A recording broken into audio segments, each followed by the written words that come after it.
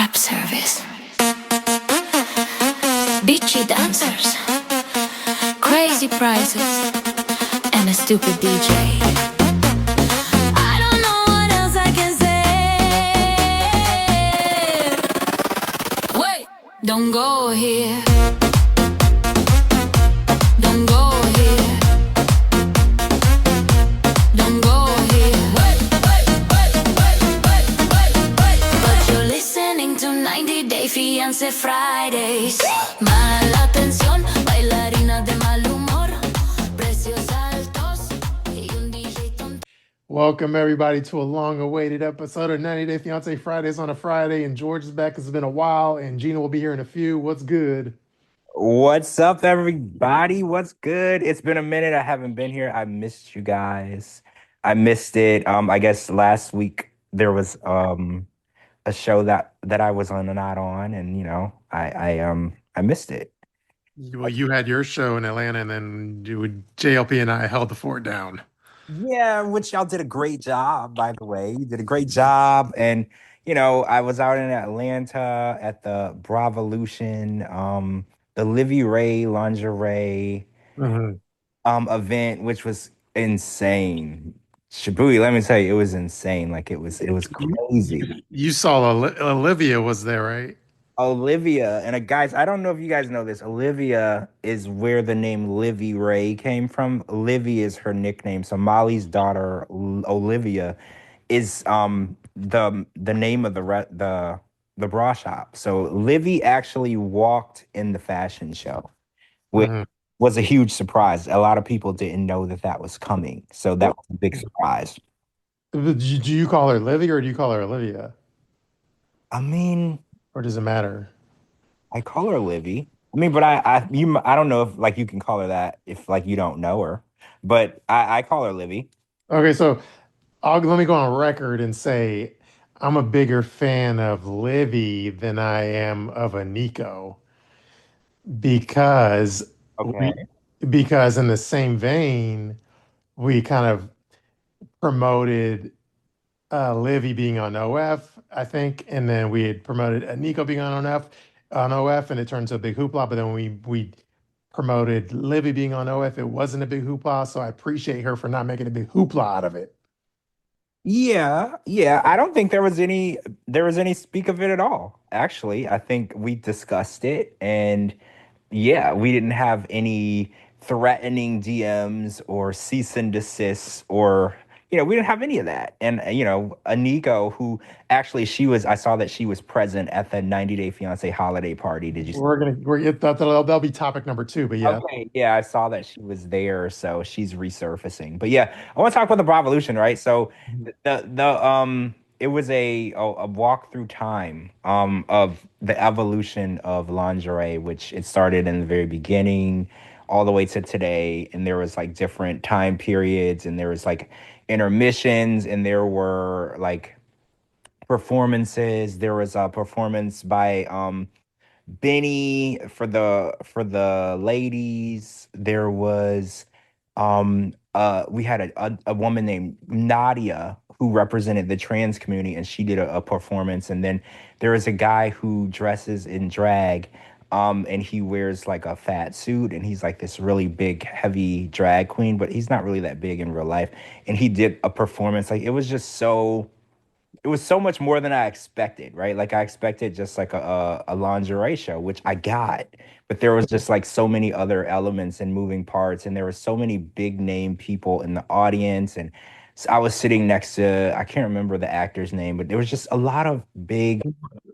Obviously, Angela was there. Yes, Angela Deem was there. She was in the building. Mimi Faust was in the building. She and I did an interview that I'll be posting soon. There was so much media. There was a lot of people from Atlanta, hot Atlanta radio. Okay, I have an unfair question in terms of comparisons. Like, was this event more of a highlight for you in your life, or just overall, I guess I could say, or the LA Angela event? Like, which one was better? I don't know. I had a good time at both. I did. I really had a good time at both. Like like asking who your favorite like child is or something, or movie or whatever.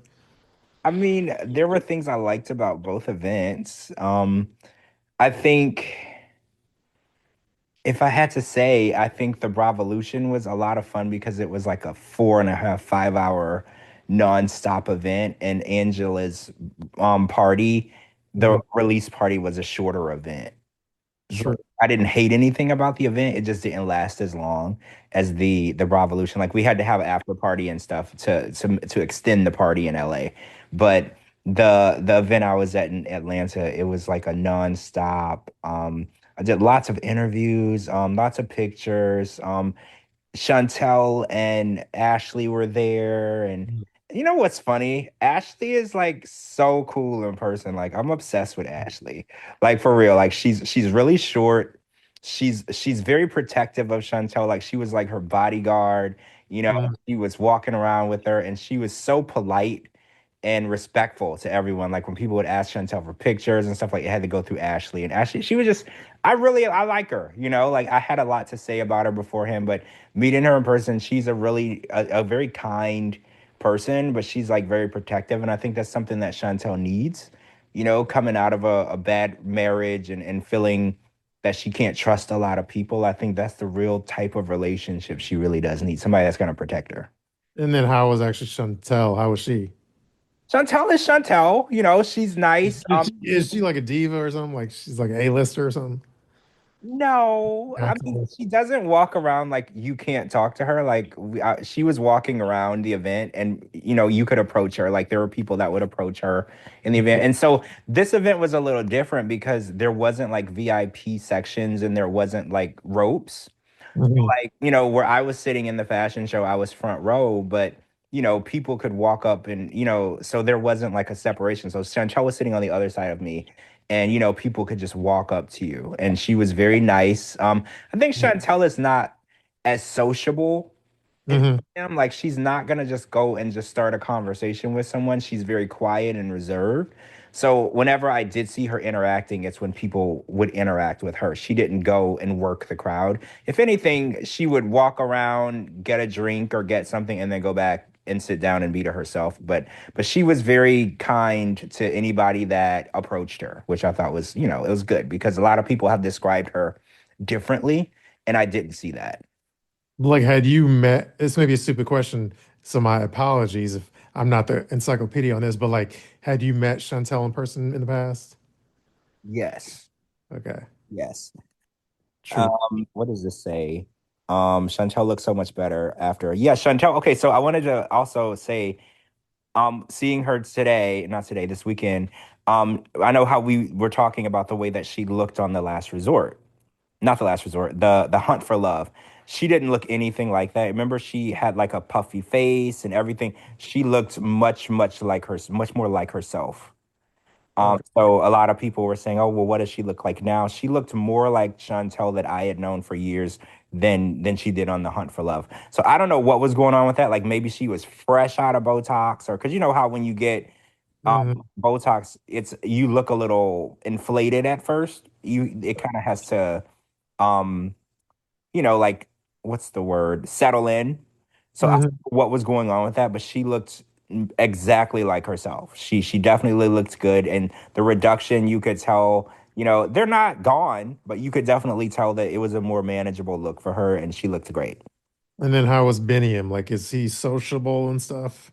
Oh my God. Benny is like my brother, right? We fight all that. So Benny is the most sociable person in the world. He's always out working the crowd. So like for instance, Chantel did not work the crowd when we arrived at the event. So Angela, Benny, I, my sister, and Stacy, we all arrived together to the event in the same truck.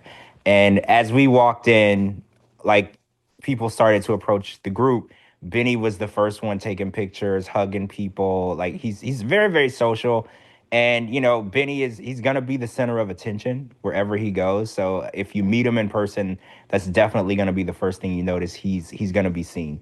So Benny, I've known him for a while. We're like brothers. Like we can fight and argue, and then we're taking selfies and we're on TikTok live together right after. Like we're just like family. True. Now, okay, aside from like the lingerie show where it's like the history of lingerie, so it's obviously it's like different periods of time from past to present, correct? So there was the runway show. Like what else did the audience see? There was a lot of performances in between. I think Angela performed a song. Like a new She, song? well, no, the same song. It's called Only One. She Mhm. performed Only One. That was at the end of the show, and there was a wardrobe malfunction during that performance, unfortunately. But that was part of it. Benny performed a striptease part for the women mid show. There was a lot of different performers. Like some women would perform like a special period piece with their lingerie, like a dance or a burlesque type dance. It was very classy. I kind of felt like I was on Broadway, right? I was like, this is classy. I'm not used to this level of class. It was very like expand your horizon and make you feel like you're more cultured. I felt very cultured. And then like was again, sorry if it's a dumb question, but like was Molly like on the microphone like as a host or something or? No, no. So actually, Molly didn't go on the microphone until the very end. When you do a runway show, Hmm. um, the person that is what do you call the person who creates the clothes? Help me out here. The What designer. um designer. Is that what I said? Yeah, the designer usually comes out last, at the end of the show. So she came out at the end. Thank you, Lana. Yeah, so she was basically the designer, right? So she came out at the end and she didn't even speak. They called her back up and had her speak. But yeah, she wasn't on the mic. So the first half of the show was narrated by Mimi Faust um, Hmm. from Love and Hip Hop. She narrated, and each time period, they would tell you a story of the time period, how we got here, how things evolved, how women felt in that time period, what lingerie meant to women, how lingerie helped women express themselves in different ways. And that was read by Mimi. And then the second part of the show, there was a second narrator. Can't remember her name. She was extremely funny. I'll look it up and I'll put it in the Patreon. And so, a fun fact: so Chantel was a celebrity co-host of the show, but she did not narrate any of the show. And as far as I heard, they wanted her to, but something happened and she did not narrate any of the show. Hmm. So I don't know the whole full detail of what went on, but the program said that she would, but she did not. And then I know some of the things like and I know y'all, your Angela was that like I don't know if it was the after party at that point. I know Angela was acting the fool, I assume, like wilding out and stuff. Wait, where was this? No, it's kind of a question. It's more of a question, but like I'm asking like so I'm assuming like at I don't know if it was the after party or after y'all got back home or wherever, but Angela was like having a merry old time. I mean, not just Angela, all of us were. Like there was a after party at this mansion and we were having an amazing time and drinks were flowing and music and dancing and if you watch my TikTok or IG or I posted a lot and yeah, everybody was having a good time and Angie knows how to have fun. So Mhm. if Like Angie Angela, was she like before this event, was she super cool with Molly, or did this event bring her closer to being friends with Molly? Well, Angie and Molly have always known each other, right? They're Georgia. Georgia girls. They don't live far apart. Mhm. And Molly did a breast cancer event, I want to say last year. Um, I don't quote me. It might have been longer than that. And Angela was one of the invited guests to those events. So they don't not get along, but I'm friends with both of them and I know that I don't hear them talking about each other frequently. So what I my guess is when they're having events and they do things, they include each other. But I don't Mhm. think that they're like calling each other on a daily basis because I talk to them on a daily basis and I don't hear that. So I'm gonna say that you have friends, you have close friends, you have acquaintances. I definitely feel like they will be acquaintances. They do things together. And I know that Angela had an event where she performed in LA a couple of years, not in LA, in New York couple of years ago, where she did a performance of Proud Mary. And Molly was one of her backup dancers during that event. So I know that they do things together because I know a lot of people are like, oh, I thought they didn't get along. I was like, it's not necessarily that I don't think get along. I think that they help each other when, they reach out to each other. They have each other's back, but I don't think that they're best friends. True. Okay, cool. All right, any other things on that topic before we switch topics? Let me see the comments. What did anybody say? Was Cynthia Miss? No, she wasn't. Angela. Oh, Angelica, that is actually something, that situation you're talking about, that wasn't from this event. And that's not true either. I think that's it. Yeah, see, we talked about that. What's the tea on Ashley? I mean, I don't really know if there's any tea per se. Like, she was really kind. I talked to her. We took pictures together. We had conversations. She was nice. I guess a lot of people are like, oh, she might be dating Chantel for fame or whatever, but I didn't have enough time to make that conclusion or not. But I did notice, I'm gonna say one thing. Um, there wasn't a point of the night where Ashley left Chantel's side. Mhm. And you can take that and dissect it any way you want. I'm not saying that it's a good or a bad thing, right? I just think, there wasn't a point where you saw Chantel where you didn't see Ashley, and I'll just leave it at that. True. So I guess like let's just like if I was there and I wanted to talk to Chantel, I guess there would never be a time where I'm also not having a conversation with Ashley at the same time, whether it's my choice or not. Correct. Correct. Yeah. She was like her bodyguard. I told her that though. I said, Ashley, you're like her bodyguard, and she's like, yeah, I'm here for her.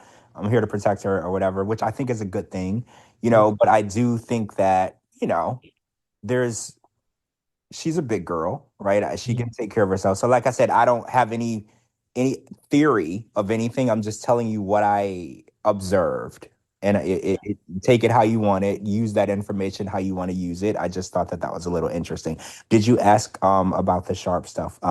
I didn't ask, but she didn't deny that she was an assistant. And actually, the real story behind that is she was an assistant, but through like a different agency. So if you want to get super, super technical, she didn't work for Sharp per se. An agency brought her in to work for Sharp, if that makes any sense. Mhm. It don't change anything, but that's kind of what it was. Sure. How come your bestie Tim didn't go there? I don't know. I don't know. He was invited, obviously, but he did not come. I don't know what's going on. I think last time I saw, he's in Maryland. Him and Cole are at Tiffany's parents' house, and that's where they were last. But as of why, I don't know if he was out of town at the time or what. But yeah, he was invited, and he did show interest in going a couple of months ago, but he was not there. Unfortunately, I didn't get to hang with him this time around. Why didn't they invite me to Tiffany's mom's house? I would have come through. I would have too. Yeah, I don't know. I didn't know that there was a family get together. And the weird part about it was the video that I saw of them together. It was Tiffany, Tim, Cole, and Tiffany and Tim were all over each other. And I was like, "Where's her boyfriend or fiance?"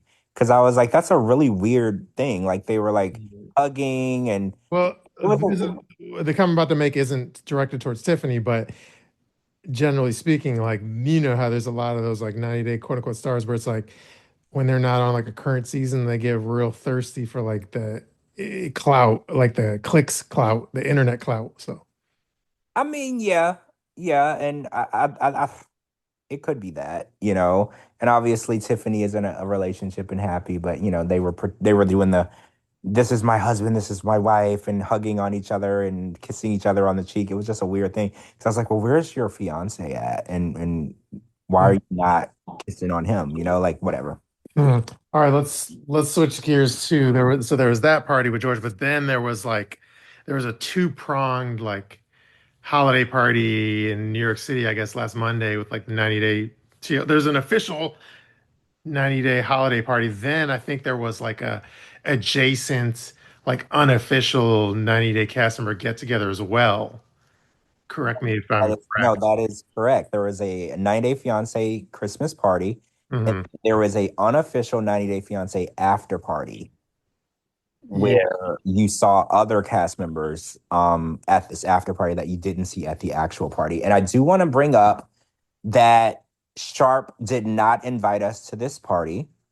Mm-hmm. And, I think it's funny that the only people that really bring the real interest in the show anymore weren't invited. And I think it's idiotic and diabolical to think that they can pretend that we don't exist when we're Mm-hmm. the only ones that keep the relevance going. If Shabooty, if we had $1 for every time somebody sent us a message and said, I don't watch 90 Day Fiance anymore, but I listen to the podcast about 90 Day Fiance, we would be able to buy Lamborghinis, right? So the fact that they think that they can just pretend that we don't exist is kind of diabolical for me. But I do want to say one of my really good friends, Reality Roxy. I don't know if you guys watch her impersonate. Well, let me go on interrupt you and go on record and say I don't like her because she did one of those moves where like she followed me on Instagram, I followed her back, and then at some point she unfollowed me, and then I Wait, returned the for favor. real? Yeah. That's strange. You didn't tell me No, that. I told you at least once in the past on here, I guess. You Yeah. told me? Yeah. Because she and I follow each other, because you know how I am. I will unfollow a person that is disloyal to my crew. So I did not know that. Yeah. So I'm not on board with her. I'm retracting what I just said. Now I'm not even gonna bring it up. So yeah, there were other bloggers there that were invited. I'm not gonna say their names, but they're like the little puppeteers that Sharp likes to use when they want to release information, that they want to release. But Mhm. we don't fall into that category. We release the information that the fans want. Yeah, no, and to piggyback your first sentiment, yeah, people are like, I watch the show so I can understand your meme, get your so I can, so I can get your memes and understand your memes. And yeah, I listen to the podcast. I don't even listen. I don't even. It's a lot of people say I don't even watch the show. I just listen to your podcast, or you know what I mean. Yeah. So, I'm officially in that group. 390 day shows on, and I can't make it through 10 minutes. Yeah, Nikki. So yeah. So I just think it's interesting that they continually exclude us from these events, knowing that, how people say, I do it for the culture. We do it for the culture. We are the culture. We're keeping the culture relevant, and they're pretending like we're not putting in the work. And Yeah, and then what's funny too is like I don't know if it's like karma. It's kind of karmaic or whatever because like the last like the not last New York City official like party that I can recall was like the Hunt for Love party, and then obviously we weren't invited, and then so anyway, the point I was trying to make is like that party was going on, and then literally that, and again, R.I.P. Ben, but that was the day that I broke the news that like Ben had passed away, and so obviously that was like the biggest news item of like for that month or whatever, and like that was the night of the day of the holiday party, so nobody gave a rat's ass about the holiday party, and all the news TMZ was like Ben passed away, and I broke that story, so I kind of took all the like press luster away from that event. Um, so I basically like took away all the juice, 90-day juice of news for that whole day out of their event and into the like TMZ news-esque news that I broke. But anyway, that happened, and then like and then this whole thing, the holiday party happened, and then obviously well we'll get into it later, but like there was a video with Jenny, and that was kind of I shined a light on that. It was a very peculiar. We'll get into it, but there's a very peculiar interview with Jenny, and then I kind of like made that kind of go viral. So that's what everyone was talking about, not the holiday party again. So it's like every time they ignore us, all these big news stories break that I help like go. I make them go viral, basically. well, yeah, that's what I'm saying. Like, if somebody is bringing you virability, is that a word? I don't know. If someone's Viral. helping I don't know. you become viral, Mhm. you include them in what you're doing, right? Like, you would say, hey, I'm going to be here, kind of like what people do with me. They're like, I'm having an event, and they're like, you talk about the things that I'm doing, and you being there would help me, and they invite me. But it's like Sharp is they're so anti, and I don't know if they're holding a grudge, right? Because I know at the end of the day, we are the ones that told the world that Jasmine was pregnant. And Mhm. I know that put a damper on some of their plans, right? They had plans and things that they were trying to do. And, unfortunately, that information was, if it wasn't us, this is what I keep trying to tell people, if it wasn't us, somebody else was going to, because like I told you, when I got the information, I sat on it. Mhm. for over 10 days. And then I finally went on Reddit and I saw someone saw her pregnant and I said, okay, I'm not going to sit on this information anymore because it's going to come out anyway. So if they are holding the grudge against us, I don't know why, because we weren't we were the first ones to break it where people paid attention, but it was on Reddit. I waited. I was very respectful, right? I Mhm. was very respectful about it. And I was like, I'm not going to just break it right now because of how I got the information. I just want to be respectful. But when I saw somebody was like, oh, I saw her in Clearwater, she's pregnant. I was like, it's go time, right? It's go time. Like now it is the time. And I don't know if that's the reason they hold these grudges or what, but at the end of the day, if we drop tea, we're still bringing relevance and people to your show. So I just don't understand why they think that bringing certain bloggers to these events who bring nothing to the table, right? Like these people, they don't get any traction on their podcast. No one is looking for it. No one is subscribing to it on Patreon because it's not news. They report things that you already knew. So it's just really confusing for me. Yeah, no, I don't know. The one thing it reminds me of is like, not to get into nerd land, but like NBA 2K has birthed a lot of like streamers like Aiden Ross and like people like that. And I think that it's a similar thing where it's like when you're in that community, like in that instance, like 2K, the company 2K or whatever, like they don't really pay much attention to you. But then when you like leave the community and then be like a live streamer or variety streamer or whatever, and you blow up outside of the community, then all of a sudden they like clamor, then they'll start kissing your ass to get you back to get you back to what started where you started off. So it's like that's why I was very interested in like Love Island and shit. I was like, well, we have to expand our horizons to other shows. And then if we blow up in the Love Island land, then Sharp would be like, oh, we got to invite him to this party because now we got to get him back into the fold. Well, yeah, see, but then I don't want to. Like, but Mhm. they don't realize the impact you bring until you leave.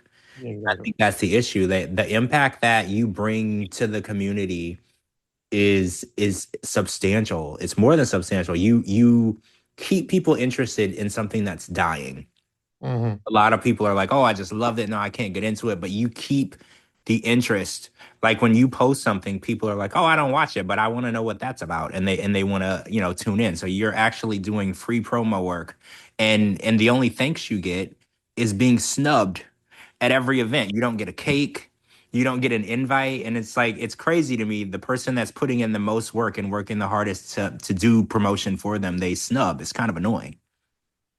Yeah, and it annoys me how there's a corporate office in what Silver Spring, Maryland. Like they could invite me for like a tour in the office and shit too. I mean, they could give you a cake. Like, I'm not even being picky. Like, can you just get a cake with Shabooty on it? Yeah, but you have to admit that was brilliant when the last time they didn't give us a cake, and then I like AI created some cakes with like a bunch of messages. I mean, would it kill them to spend $35 on a round cake for you? Like, Jesus Christ. Like, at this point, they really annoy me. But I did talk to some people that were physically at the Christmas party, Hmm. and I was told that Matt Sharp was not even there. Hmm. I was told that a couple of other executives were there, but they said that it was not a star-studded event when it comes to like the executive producers. Sean Robinson was not present. Matt Sharp was not present. Hmm. No, the most important players in that company were not there, and they said that it didn't feel like the way that the parties were, the big production that they were in the past. They said that this one was definitely not as they didn't spend as much money. I'll put it that way. And I guess the 90 Day Bad Boys did a performance of all I Want for Christmas Is You, which I think you saw the video, right? I know they performed, but I don't know if I saw the video. I saw the video and look, they looked silly. Hmm. I don't know. It's something about a bunch of grown ass men up on stage lip singing and dancing off beat to a Mariah Carey song that just was not it for me. I was like, I get what they do. I get that ladies love it. I get that I'm not a lady, so I don't understand it. But it was just like at this point, this is Sharp Entertainment. Can you hire Rihanna to perform at the Christmas party? Like, y'all don't be cheap, right? Hmm. All this money that they've made, they're on season like 12, a 9 day OG. Like, y'all got money. Can you at least hire Leona Lewis to sing a Christmas song? Like, get out of here. Yeah, I didn't watch the performance, but yeah, I feel what you're saying. And then what was I gonna say? Oh, and then so was the head of TLC there? His last name's like Lee, I think. No, Howard Lee or something? no. Okay. I was told who all was there, and I'm sorry, I have bad memory, but Mm. there was only like two executives there physically, and then like there's a lot of producers, like the producers from different shows, like a Pillow Talk producer, maybe the Other Way producer, like those lower end, Mhm. not executives. I'm sorry, producers that work on the shows, like the grunts. They A lot of those people And, were yeah. there. Oh, and then on the official party, they snubbed a bunch of people that weren't invited. So What do you mean? I was surprised. Like there was a lot there. The people that actually were there on the official party was very limited. I mean, but I assume it's just based on like what the people that are going to appear very soon on like a future season. That's how they pick the guest list. But Okay. like, well, I mean, who I'm friends with. You obviously who are my 90 Day besties. My main bestie, he wasn't there, Right. meaning like they didn't invite a lot of people. They didn't, and I'll say this. When you get invited to these events, they fly you in and they put you at a hotel. So they've limited the people that they invite. Mhm. Um, for instance, if you notice, there were people at the after party that were not at the main party. I think you Mhm. noticed that. So So do you want me to read some of the people that were at the unofficial after party? I mean, yeah, yeah. Okay. Let's see. All right, let's go through some of them. This is like that. Well, there's some people that were obviously at the after party, they were at the official party, they were at both. So, but I'll just read through some of the names that like the at the after party because I have it all in front of me. So, well, hold on. Let me ask a question. Is Chris Farah, is he an executive? Or no, or is that like a podcaster or something? I don't know that person. Okay, I don't worry about it then. Okay, so here's some people that were at the after party. So okay, Jamal was there, Kalani was there, Colini was there, Kimberly was there, Emily was there, Kobe was there, Anika was there, or Nico, whatever. Rob was there, Georgie was there, Darcy, Thais, um, influencer that we mentioned earlier that I don't want to give free press to. Florian was there and Stacy was there, and then Liz happened to fly herself into town and she was there as well. Yes, she was. Big Ed was there too. Did you say Big Ed? Well, I know Big Ed was at the official party, but Well, Darcy and Stacy and Florian were at the main party. yeah, yeah, yeah, And Jenny was at the main party. yeah. So, Again, I'll give you a little bit of insight. mhm. Not exactly sure if I should, but I'll give you a little bit of insight. So the fact that there were two parties and there were different guest lists at both parties. So I'll get in trouble for this, but there were people that were in town that were doing things in town the same day that weren't invited to the party, but they were there. Like we're there for work, right? Correct. So they weren't necessarily invited to the party because if you believe it or not, they were physically working while that was going on. Hmm. But so the unofficial after party was for the people that were all in town that were able to get together. So there were a lot of people that were there. Like for instance, Liz and Big Ed. You did see that Liz and Big Ed posted a photo together, right? Yeah, and I didn't post it, but yes, I saw it. Yeah, so they were there for, Liz was there for other reasons. And so the people that were there for other reasons wanted to hang out with the people that were also in town. So that's where the big after party came in. Now, do you think the people that were there for work but weren't invited to the official holiday party, do you think they were butthurt? Um, yes. I'm just gonna be honest. Yes, they felt like if I was already going to be here, why not make the time to where it's something that we could have all attended together Mhm. instead of, scheduling them to do things during that time if they were already going to be there. And I don't disagree. Like if you know that they're going to all be there, why would you schedule them to do something at the exact same time as the party instead of, maybe have them come in the night before and do something the night before? Like I think that it could have been worked out to where everybody could have attended that was in the city. Yeah, if it wasn't if it wasn't this company that we're talking about, then like it would be time for a lecture, but this would just but if I'd start a lecture, it would fall on deaf ears, so I'm not even gonna bother.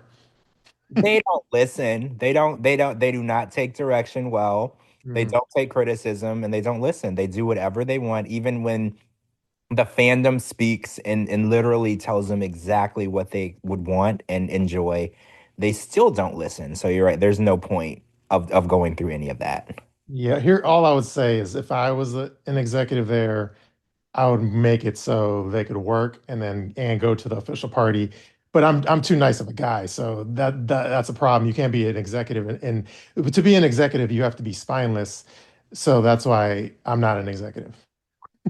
This is true. You have to be spineless and heartless. Yeah. And you can't think of people's feelings. That is true. But I wanted to ask you, I know this is an out-of-pocket question, but how did you feel about Liz going out of her way to meet up with Ed? Do you Why are we have still talking about this cockroach? I'm done. I'm over it. I'm just curious. I want to know, do you have any thoughts? I'm glad you told me though that oh, so I mean, anyway, I'm glad you told me that she was in town for work, and then she was there on the same day for work as this after party because I assume when I saw the photo, I assumed she had just flown in just for the after party. And if that was the case, I was very off put by that idea. But the fact that she was there for work makes it sound better because anyway, yeah, like the photo with Big Ed, obviously that's like for clicks and clout and obviously I'm not posting about her anymore, so her biggest blogger doesn't mention her anymore. So obviously she's like that's not a great growth strategy. So of course she has to go run back in Big Ed's arms. I mean, I thought it was very, very desperate. Hmm. Right? Like one thing about your ex is the one place you're never gonna end up, I know for me, is back with them. So, and I don't care what they have. I don't care if they have a million followers. I don't care if they have $1 million. If we're done, we're done, and I'm never gonna run back to you. You're never gonna have anything that I want. So I thought that, like you said, the picture was like, oh, no one's talking about me, or if they are talking about me, it's not necessarily positive. So I know what will get my name into people's mouths. It's taking a picture where I look cozy with Big Ed, and that's exactly what she did. Yeah, I mean, because wasn't she when we would talk to her, she'd be like, "Yeah, I blocked him, and I've yet to unblock him, and I haven't talked to him since I blocked him." So she's very like proud of having him blocked. So obviously that was short lived. I mean, that's assuming that she ever blocked him, right? Like, there are people that will tell you what you want to hear. Meanwhile, they'll be doing something completely different. And the funny part is, I know people that do that. They say things online, like in front of an audience, that you want people to believe, but they're doing the complete opposite of that. It's all a persona. Because they know if they tell you what's really going on, you'll have an opinion. So I don't know if she ever actually blocked him. In my opinion, I think that they probably had open communication this whole time. But again, I can't prove that. But I feel like they probably, because she's the type that no matter how shitty her ex was, there's always the possibility and conversation of getting back together. I think that that door has never been officially shut or locked. And I think that, there's some people that are like that. It's always an option. And Mhm. I think that if in my opinion, if she thought that if she got back with him, they would film it, she would do it.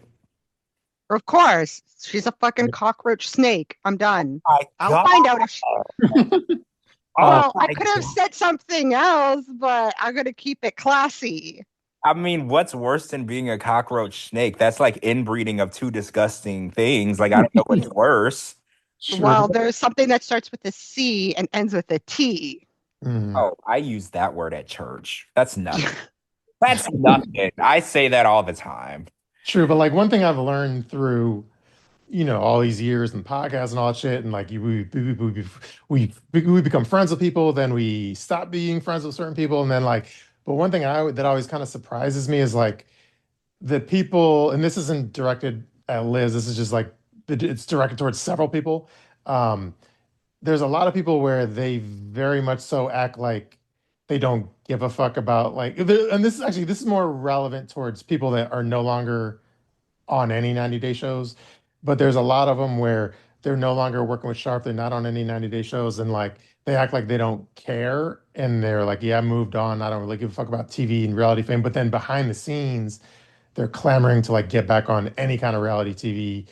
They're dying to get back on TV, but then privately, but then publicly they act like they don't give a fuck about it. But privately, they're like dying to be back on TV. Yeah, there's a lot of people like that, actually. She's so two-faced. They follow each other. Mhm. Wait, they do? Mm-hmm. Well, we can't say that they did before this because I don't know. I don't even follow her or him. So Neither do I. I don't know if this just happened this past weekend or this past week or not. But like I said, I feel like that door is never officially closed. You know how people close the door and they shut it and then they do the chain lock? I don't think that she even locked the doorknob. Like I think that door was always unlocked. Yeah, I mean, long as Ed is still, yeah, obviously in the TLC world, he's very relevant still. So long as he's still relevant as far as 90 Day, he's still on the show, on Pillow Talk, on this and another. Obviously, Liz is going to be up his ass. But as soon as TLC's done with the Ed and Ed's no more, then Liz wouldn't give a rat's ass about Ed. So. Yeah, I agree. I agree. I just had to ask though because I know, that used to be, your person. So, and things have definitely the tables have turned. So I was just curious if you had any feeling at all, because me, once I'm over somebody, I don't have any feeling at all. I could literally walk past them and look like I'd never met you. So I was just curious if you had any explanation or thoughts. Well, yeah, anyway, I didn't obviously, yeah, like I didn't post any photos with her. So my biggest F you to anyone is just like not pretending they don't exist. So Yeah, that's my MO too. It's even more fun when I see you mhm. and I pretend like you don't exist. That's even more fun. But I don't usually see my haters because my haters can't usually afford to be where I am. So they don't get that treatment, but it is fun when They or don't get the they satisfaction. don't get the satisfaction of walking up to me and then I'm like, security, can you remove this person? Like they're too close to me. I get them away, but they don't get the satisfaction. Say, I'm sorry, do I know you? Am I Right. supposed to know you? Yeah, no. Bye. You just say, Ashley, come get rid of this person for me. Right? I'm like, Ashley, there's like a super fan over here. I'm gonna need you to kick them out. Like, I cannot. Like, did you want a selfie? Like, what did you want? Mhm. True. Okay, so that was that topic. Let's move on. Um, let's see. Oh, and then I guess the one other, like, I guess is in the same genre of topics or same vein. There was a bunch of cast members that flew out to, like, I was trying to figure anyway, they were in Art Basel or whatever in Miami. So I know Yara lives there, but let's pretend like she was there for a special occasion. But anyway, so like Gina was in Miami. This was like, I guess last weekend. Cara was there, Yara was there, Georgie was there. So a bunch of people were in Miami for Art Basel. Oh, I did see that. I don't know it's not 90 Day like the company related. I think it was just like something that the cast members all decided to do together. I did see that. It looked fun. I was not invited. So, it looked fun though. True. Yeah, before the show, I was trying to get intel on if it was just like cast members flying themselves out for to meet up or what, but I was waiting to hear back. But anyway, that happened. The photos are on my Instagram, but it's cool. You know what I like though? I like it when the cast members that I deem cool are cool with each other, and then obviously the cast members I deem uncool all seem to be friends with the people I deem uncool. So the people that I think are cool think the others are cool as well. So that's always nice to see.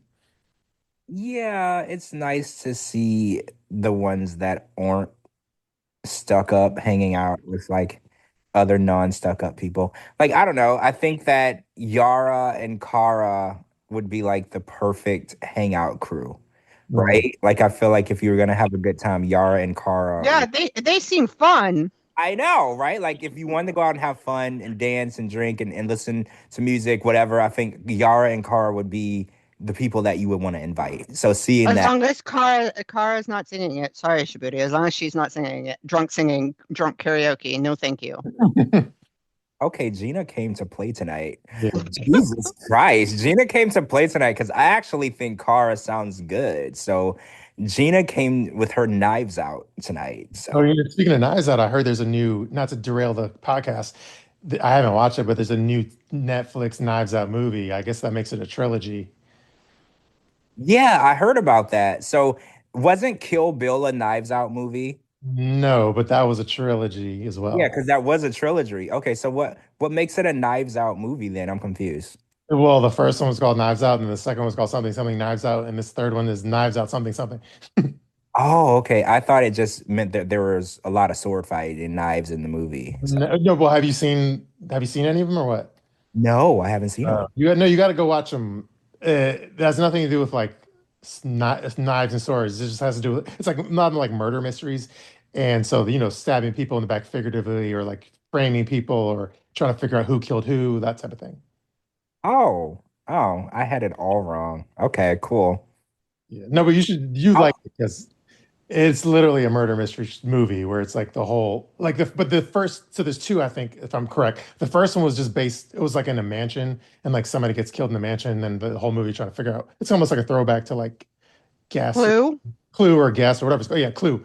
It's okay, like Clue. okay. Well, I would like that because I watch Only Murders in the Building, which is basically the same thing. It's like a Clue Mhm. TV show. It's about the The first one's called Glass Onion Knives Out, and the second one's Wake Up Dead Man Knives Out.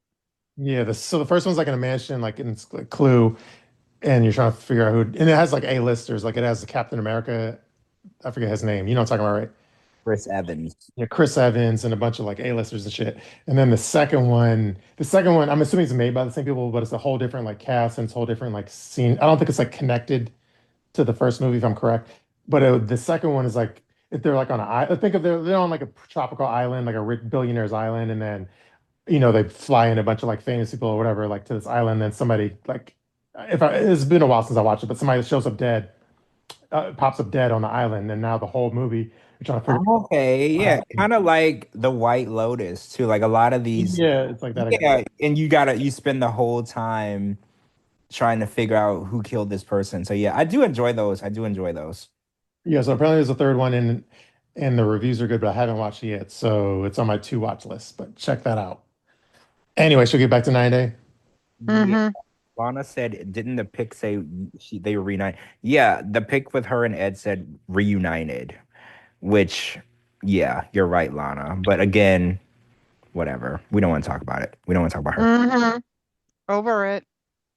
Yeah. True. Okay, let's see. And I was told, I don't know any more details, but I was told the Miami Art Basel thing was a business trip. I don't know what that means fully yet, but that's what I was told just now. But anyway, let's get back to another topic. Oh, so that means there was cameras involved. I guess. I don't know. I wonder what links those particular cast members together. Mhm. Well, Gino, we know, is going to be on the single life, but we know that Yara is not. So, yeah, I don't know what links these people to be filming something together. So, that's going to be the next thing we have to figure out. True. We'll dig into it. Let's see. So, okay, we haven't actually talked about since we didn't do like a show earlier in the week. So we didn't recap B90 the whole new season, and we didn't do the other way. So should we jump into B90? That's a lot to talk about. Yes. Yeah, we can get into B90, which, yeah, Gina and I talked about it earlier in the week, and we were talking for like a couple of hours. So Mhm. it was a lot to cover. Yeah, But we did we both don't need to do 2 hours. B90. We did both B90 and the other way. Well, we don't. I don't want to spend 2 hours, but No, no, no, no, no. Yeah, I don't think we'll be doing that. But yeah, this episode was for a premiere. I thought it was really good. The forest story, with the security cameras and him being a virgin and Sheena being a virgin, and then the plot twist for me was the mom takes him to sex shops. Mhm. That was like a weird plot twist for me. But I mean, I did find out later in the episode that he's mildly autistic and he has ADHD. And so his mom, that explains the closeness with his mom, right? Because he's close with his mom even in an older age because of that. But still being, it's weird to take your kid to the sex Like shop and then I feel well. First of all, like the mom obviously like soaks up the camera and loves being on camera. You could just tell she loves hamming it up on camera. So I think like the producers are very dogmatic. They go to the same well over and over. So obviously when they had like Rob and Sophie at the sex shop and that turned into a big hoopla, So I think the producers just pitched it to his mom and said, "Hey, it'd be funny if you like take him to like a sex shop," and she's all about being on TV. So I think the producers suggested it, and she ran with it. Oh, so you don't think that she actually like takes him there? You don't think that's a thing? Like I think she did it for the show. I don't think like that's her thing if there wasn't a show. Okay, that's good because that was weird for me. And she said that it started when she caught him going through her and her husband's stash. So she was like, "Oh, well, you should get your own," and that was like the storyline. It was just weird for me. So that's good. I mean, I didn't want it to be true because I didn't want it to be weird.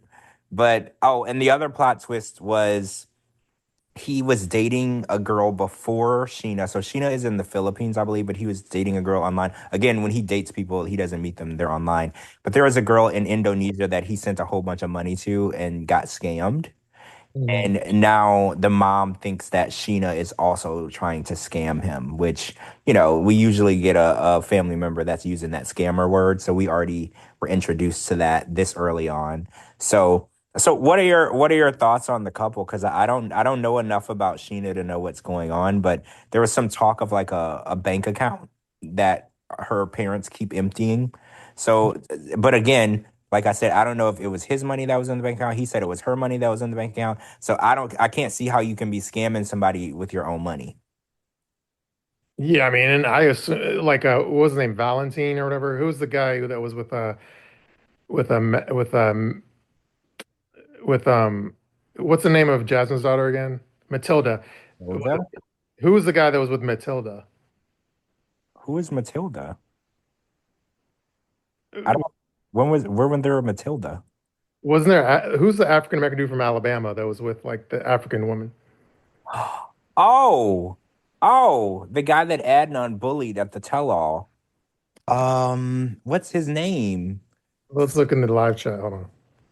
Yeah, he was okay. Yeah, he was with Matilda, and at the tell-all, that's Niles. Niles, yeah. I don't know. Yeah. Anyway, Niles, that was the name. So I guess the point I was trying to make is like Niles didn't have much money. So um I assume Forrest doesn't have he has the same amount of money as Niles. Right. Oh, well, yeah. Well, that was the thing because he said, "Oh, she has a job and she's saving money for our life together." And the mom was like, "Oh, I don't trust her. She, the money got spent." And I was like, "Well, if it was her money, it's her money. Like she doesn't have to save money for your son. Why aren't you saving money for your son? So I was a little confused by that because she was like, "Oh, she's scamming my son." I was like, "Look, she can't scam him with her own money. If she put money aside for them to start a life together and then she decided to give it to her parents, she didn't scam him out of anything because none of that was his money to begin with. Mhm. Not how scamming works. Like it's not how it works." True. Well, okay, as far as Forrest, let me just see what I had posted about him. By the way, did you notice like he was talking about his girlfriend and he was like, he says his girlfriend is 5 foot and 200 pounds, and then 2 seconds later, TLC runs the dangerously obese promo in the bottom. Did you notice that? I did not notice that. I That is didn't notice that. That is that savage. so savage and shady. But yeah, that height and weight. I'm not even gonna comment on it. You know what? Let's keep going. Okay, so there's that I pointed out and it was valid. Um, and as far as and then did you notice when they were in the sex shop, like the mom was talking to Forrest about when they're like hooking up or something. I don't have her full quote, but it said something along the lines of like, and then when the nookie scene gets into it, Forrest and then she says something else, I'm paraphrasing, and then y'all hook up and then that nam nam. So she's calling like the vajayjay the nam nam. I've never heard that term before. Me neither. Nam nam. The whole thing was just weird to me though. The fact that they were even having those conversations, it was just weird. The whole vibe was weird for me. So I don't Yeah. know. And he's a virgin too, so it's like how is he having any type of conversations about something he's never done anyway? hmm And then let me just for the sake of like them being a new cast member, so here's like their official bio or whatever. So Forrest is 32 from Oregon. Sheena's 40 from Philippines. Interesting, he's into cougars. Just kidding. So their official bio thing, it says like after 7 years of long distance love and Sheena watching Forrest's daily life through his home security cameras, the couple, both virgins, are finally meeting in person. So it's interesting that Sheena's a 40-year-old virgin, especially when a woman should be able to get it a lot easier than a dude. And then it goes on to say, but with Forrest's parents joining the trip. Oh wait, but with Forrest's parents joining the trip to investigate the red flags, especially around Sheena's mysterious family, their long-awaited reunion may be more tense than romantic. So obviously the mom and I guess dad, the mom is tagging along on the trip, and she's going to be like the Karen, I guess. Oh yeah, she's gonna be like Chloe's mom on the other way. She's gonna carry in the trip. And I just want to throw in there, there's no chance that Sheena's a virgin. I'm just gonna throw it in there. I'm not judging and I'm not slut shaming, but there's no chance that she's a virgin. Maybe she's a born again. Well, yeah, I'll say that. Maybe she's a born again. Maybe she had that surgery where they tighten it up. Whatever she want to say, but there's no chance nobody's been up in there. There ain't no chance. No offense to the Pinay's Filipino women, but yeah, there's no way she ain't do somebody. Hanoi. There ain't no chance. I mean, maybe that sounded good for their relationship or whatever, but no, there's no way. If she's a virgin, I'm a virgin. True. Oh, and then I did a meme where I did a side by side, and then Forrest looks it's on my Instagram, but he looks just like what's the dude from like Family Guy, Griffin or something? Peter Griffin. Peter Griffin, yeah. I did see it, and he does look like Peter Griffin, which there's been memes in the past of that, and yeah, he does look a lot like Peter. And I'm a huge Family Guy fan, so yeah, I saw that. And yeah, and I was making some jokes and stuff, and then people are like, "Oh, he's autistic." Well, I'm like, I don't know what like 10 minutes in the show, I don't know shit about him, so obviously I don't know. Yeah, that was not told to us until after the sex shop scene. So I want to make sure that people are aware. Whatever I said on Twitter beforehand, like I did not know that. Okay, like I didn't know he was autistic or whatever. I just thought he was a 40-something-year-old virgin. That's what I thought. So like, don't be coming after us because they time release that information on purpose. They want you to say something. This is what they do. They time release that information because that's something that he should have said. Hi, my name is blah, blah, blah. I'm blah, blah, blah, and I'm autistic. That's how he should have introduced himself. But purposely, they wanted you to judge him first before they told you what was really going on. Yeah, they wanted us to make jokes, and then all of a sudden, then we find out he's afflicted with something, and now we look like assholes, and then it garners like social media drama, and then the network cashes in. That's exactly what happens. Remember when we were going after Ash and Avery about his eyes and stuff, and then we found out what was going on, and then we all felt bad. But they purposely didn't put him talking about the situation until episodes and episodes in. So they want you to do that. They literally try to get you canceled on purpose. Yeah, because I said something. I think what I said was gentle, but I said this guy is because he's from Oregon, the strip club capital of the world. But I said this guy is the result of a lot of mishaps on the Oregon Trail. I did, which was hilarious. Yeah, I think we're all kind of in the same generation, so we probably grew up with the Oregon Trail computer game. I mean, I didn't. Oh, wow. Yeah, I don't know why you did. Don't worry, I got you, Shabooty. I did. When I was growing up, the game that you were in a church cult. You didn't have a computer. Yeah. We had a computer. The only game on the computer, there was 2 games. It was Dangerous Dave and I think like Pac-Man. Mm-hmm. Those were the only ones that we were allowed to play. But yeah, I went to a Christian cult, and we couldn't do anything at all. So yeah. True. Let's see. Oh yeah, okay. So I guess that one guy, one of the new customers, his name is Rick. And then the African American dude. So then I'm just going through some of my tweets. And obviously, I guess he sells like wigs on the side as well. So I said, why isn't this guy dating Emma? Every day would be Wigmas for Emma. Yeah, Emma's wig, it's very reminiscent of Sophie's first wig. I don't want to say it's her first wig, but her first season wig. The cheapest one you could get, hair store, corner store, whatever, gas station wig. Hair store, Timu. I said it in Gina, I think Timu would be too nice There because was a BOGO offer going on for her and her sister. I like her sister. She's hot. But there was a BOGO offer and they took advantage of the BOGO offer.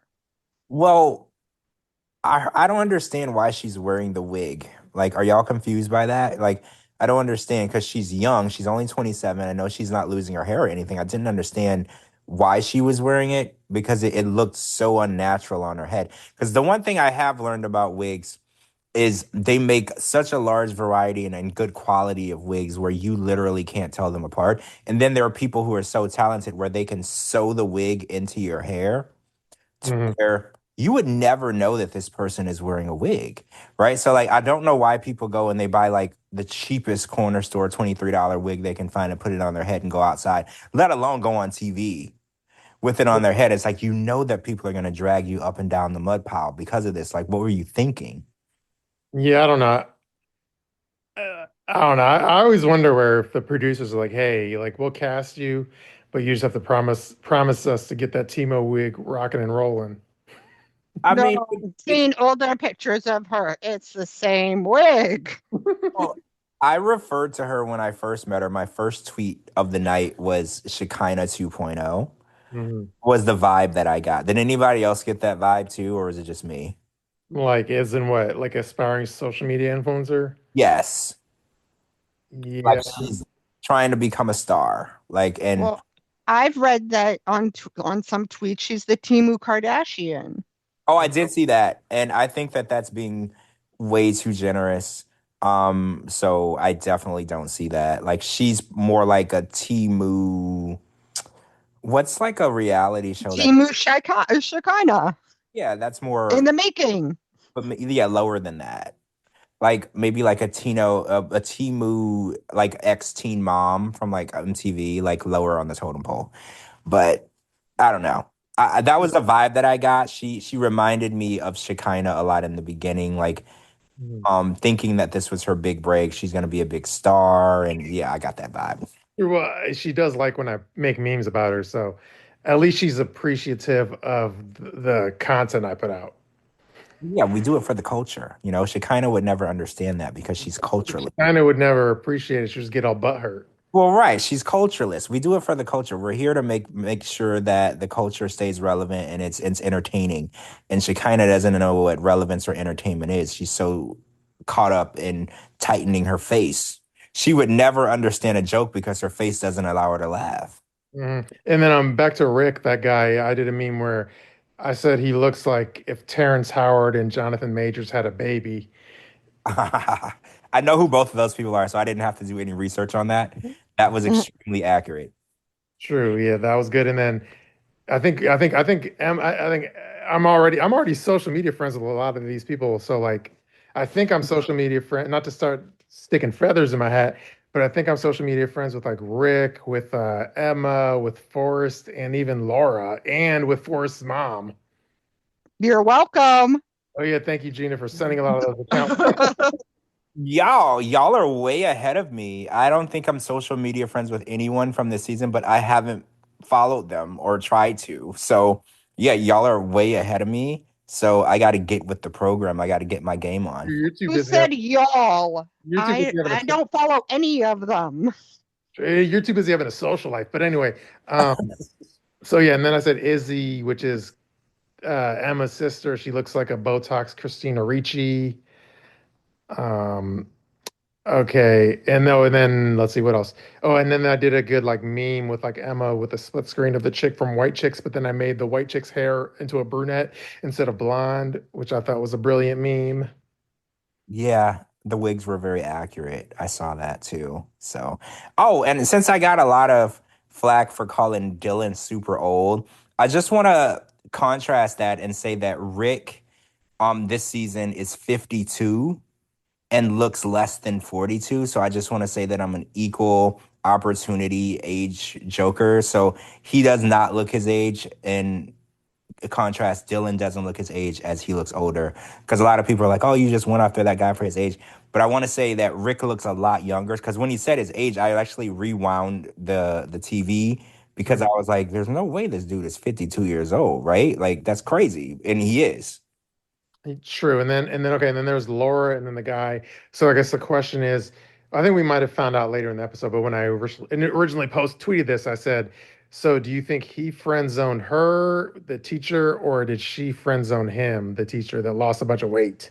Oh, you mean Laura and Michael? Yeah. Yeah, that was like the debate, right? Because, we were watching it and we were like, oh, this is a typical storyline where the right guy is right under your nose and you ignore him and you go after the wrong guy. But we found out later that she was the one that kind of was not interested in him, and then they were going back and forth because she was like, oh well, we do everything together, we cook and we eat together, and then she was like, and then I would say, oh, what are we doing? And then he would shut her down, which was confusing. So we found out later in the episode that he has like some sort of birth defect.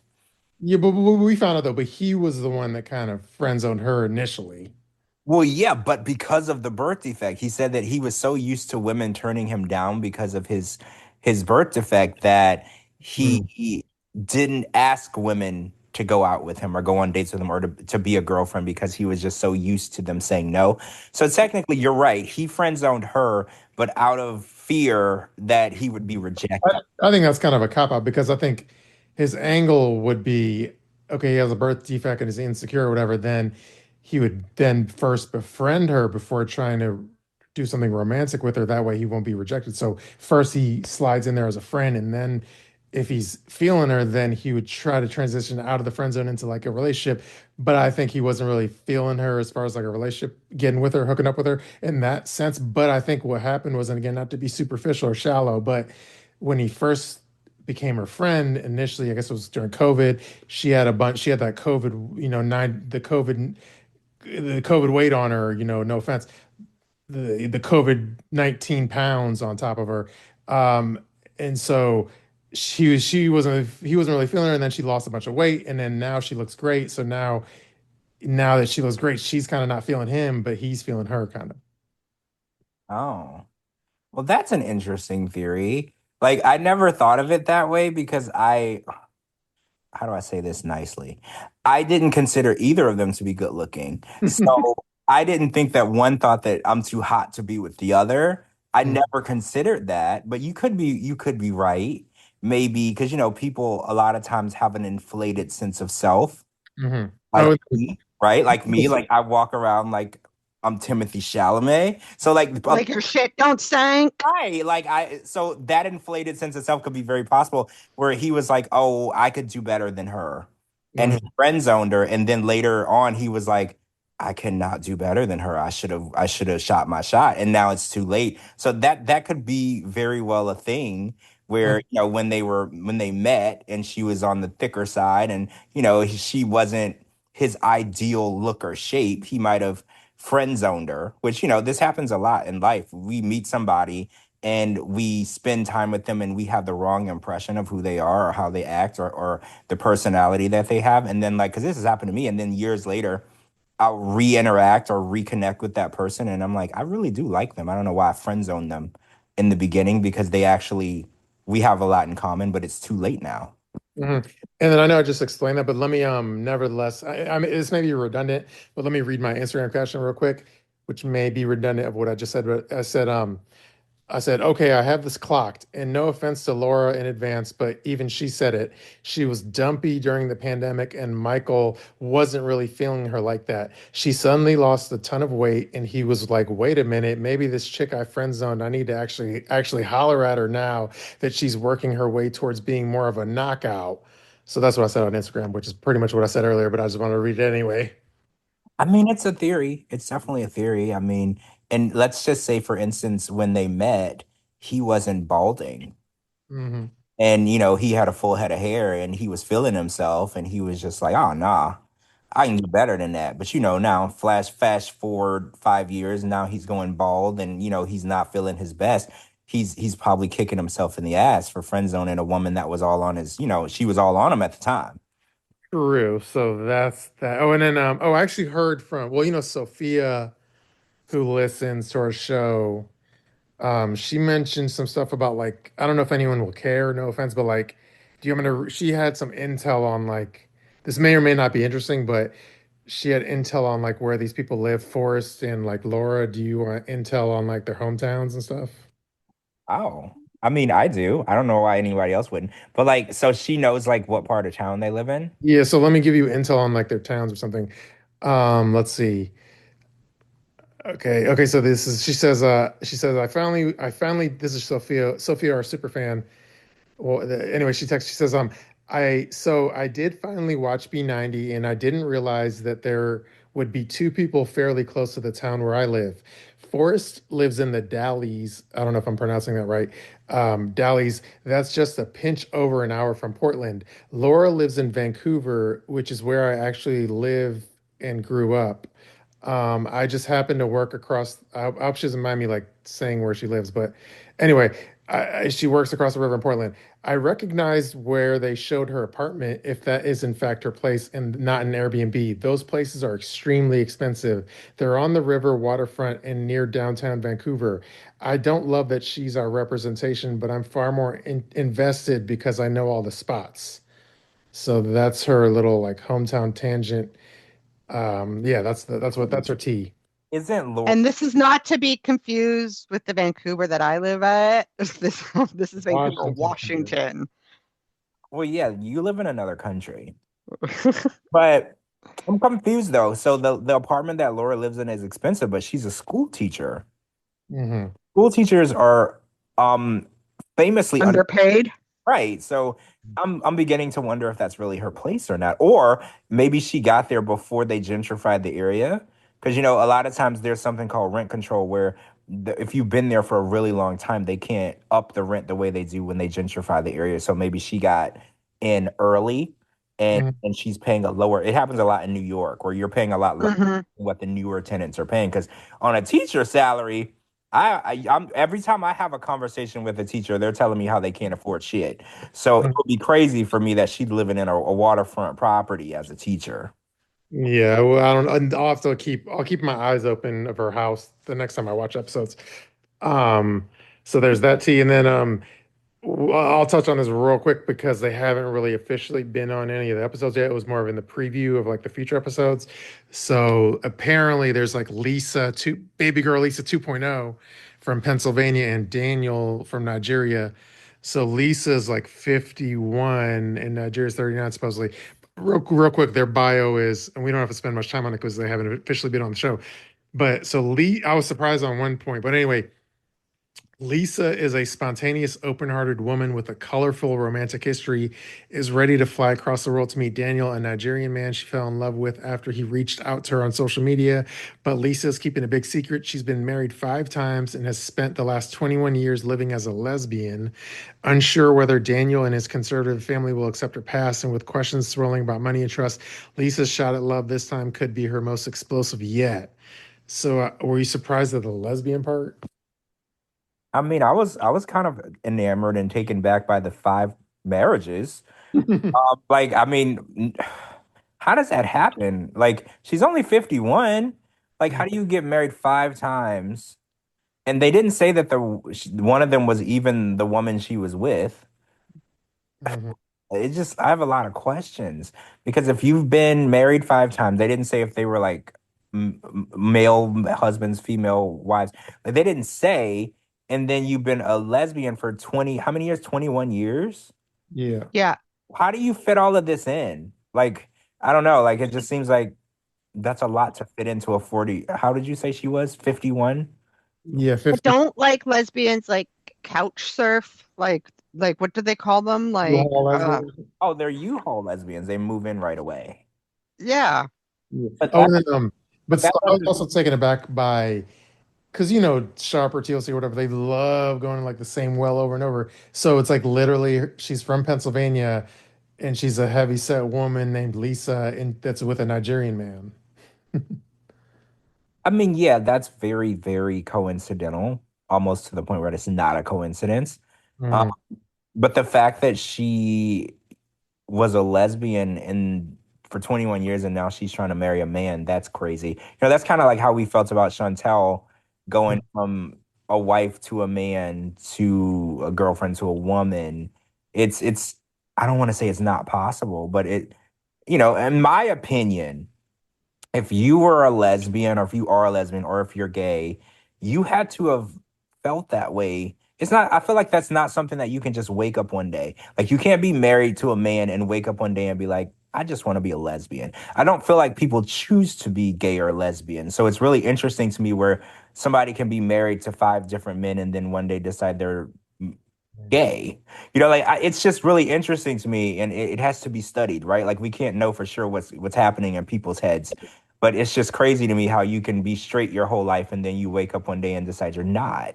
Like, I feel like that I hear about that story a lot though, like more so with like men where it's like they have the wife and kids and then like after 10 or 15 years of marriage, they divorce and then the guy finally accepts his real self and then goes finds a dude or something. I feel like I've heard that story a lot though. well, right, that Yeah, story is legitimate because it's common.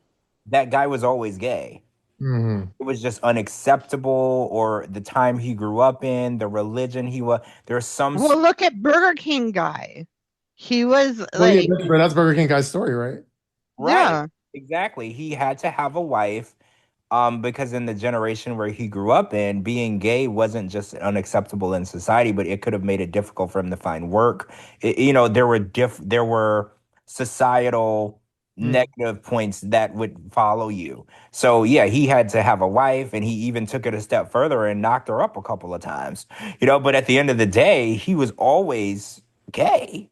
So it's like when I hear these situations where people just wake up one day and they're just like Chantel, like she was fully into her husband, sleeping with him. They were talking about having kids, and then now she's just not into men. Like you had to have always thought in the back of your head, right, that you were gay. Like I feel like it's not just Hmm. woke up one day and decided. Like I feel like it had to have always been there. True. All right. Well, I think I hit all my B90 bases. The only, yeah, I obviously, I will say, yeah, I had more tweets. I didn't put all my tweets on Instagram because, again, some of the tweets were when I didn't know much about the people. So I was probably goofing on them and shit. But then I didn't copy those to Instagram. But Oh well, yeah. Once I get a little more context, I don't want to further and what's the word? Further um put myself out there for criticism. So I, yeah. I did have one tweet. Let me show you, it might take me a second to find it. I did have one tweet about like Michael that, again, it was before I knew he had like a birth defect in my defense, but I had a tweet about Michael. Let me read it, even though it may be people might find it offensive, but it was before I knew anything about him. So I was, let me see if I can find it real quick. Um, Give me 1 second. I'm scrolling through my old tweets. Um,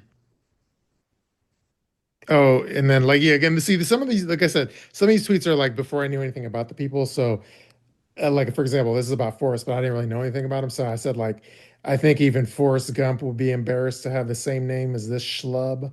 But again, that's when that was like 5 minutes in the show, so I take that back.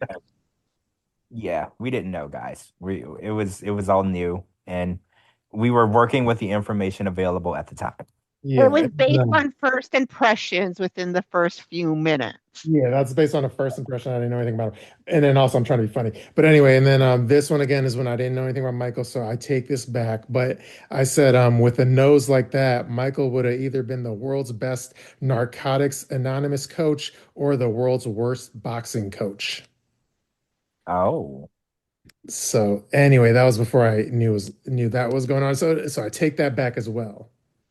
yeah. It was funny at the time. What do they say when it doesn't age well? Mm. It age well. It's funny at the time though. True. So anyway, that's B90. Now, as far as the other way, let's switch. Wait, hold on. Before you get to the other way, I do have. So I shared this in our group chat and I shared it with George on the podcast, and I'll share it on Patreon. My high school English teacher looks like an older version of Laura. I will be posting my high school English teacher's picture on the Patreon, and then I will be removing it by the end of the night. So, yeah. True. It does look like her actually. It's kind of interesting. Yeah, and that's why I gotta listen live because sometimes we'll throw some nuggets on Patreon. Yeah. When I was in high school, my English teacher was ugly, so I'm not participating in this. Like, you know how the people, there was this story going around. I guess Khloe Kardashian was hitting on some high school teacher on Instagram. I saw that. Yeah, and it's like when I was in school, my teachers were like ugly and fat and yeah. So I don't know what's going on with the teachers today, but when I was in school, it wasn't nobody hitting on none of the teachers, trust me. Like I don't know what's changed, but we were lucky if the teacher could even fit through the doorway. So no. Okay, I just posted that picture on Patreon. Mhm. Okay, go check that out now. Should we switch to the other way? Mm-hmm. Okay, so the other way, I think the most interesting thing was when Greta basically ripped out his heart. The dude, I don't even know the dude's name. Ripped out the dude's heart on camera. Um, Matthew, whatever. Yeah, Matthew. And she was very cold to him, and it seemed like she wouldn't touch him with a 6 foot pole. And then one of my Twitter followers, Trish, she had a somber tweet about it. She said, it's on my Instagram, but she said, sad, whispering 90 Day Fiance Matthew breaks the fourth wall while his heart and all of ours break too. That's when he told Greta, like, we've only been together like for 4 days with a camera crew around us. So what do you think of that scene? It was interesting. It was sad. I felt like she definitely came there to break up with him. And I think that it was, she packed only enough stuff to get it done. I think that she had a motive to get over there. And she wanted the show to fire over there so she could dump him. And I think she set out for it. I think she catfished him, right? She said, oh, let's get together. We're gonna have a bunch of kids. We're gonna start a life together. And then she knew none of that was true. And, I think that, she needed to dump him. And that was the goal. She got over there to cut him loose. And unfortunately, he was blindsided. It was literally a shock because everything that she told him was a lie.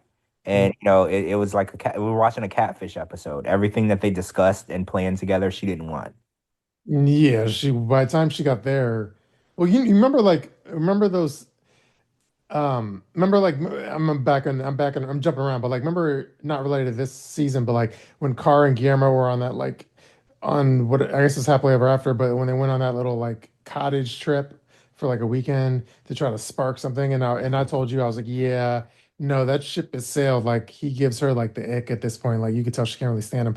And it's like similarly Greta, like the switch turned off, and like she got the ick from him. Like she couldn't stand him at that point.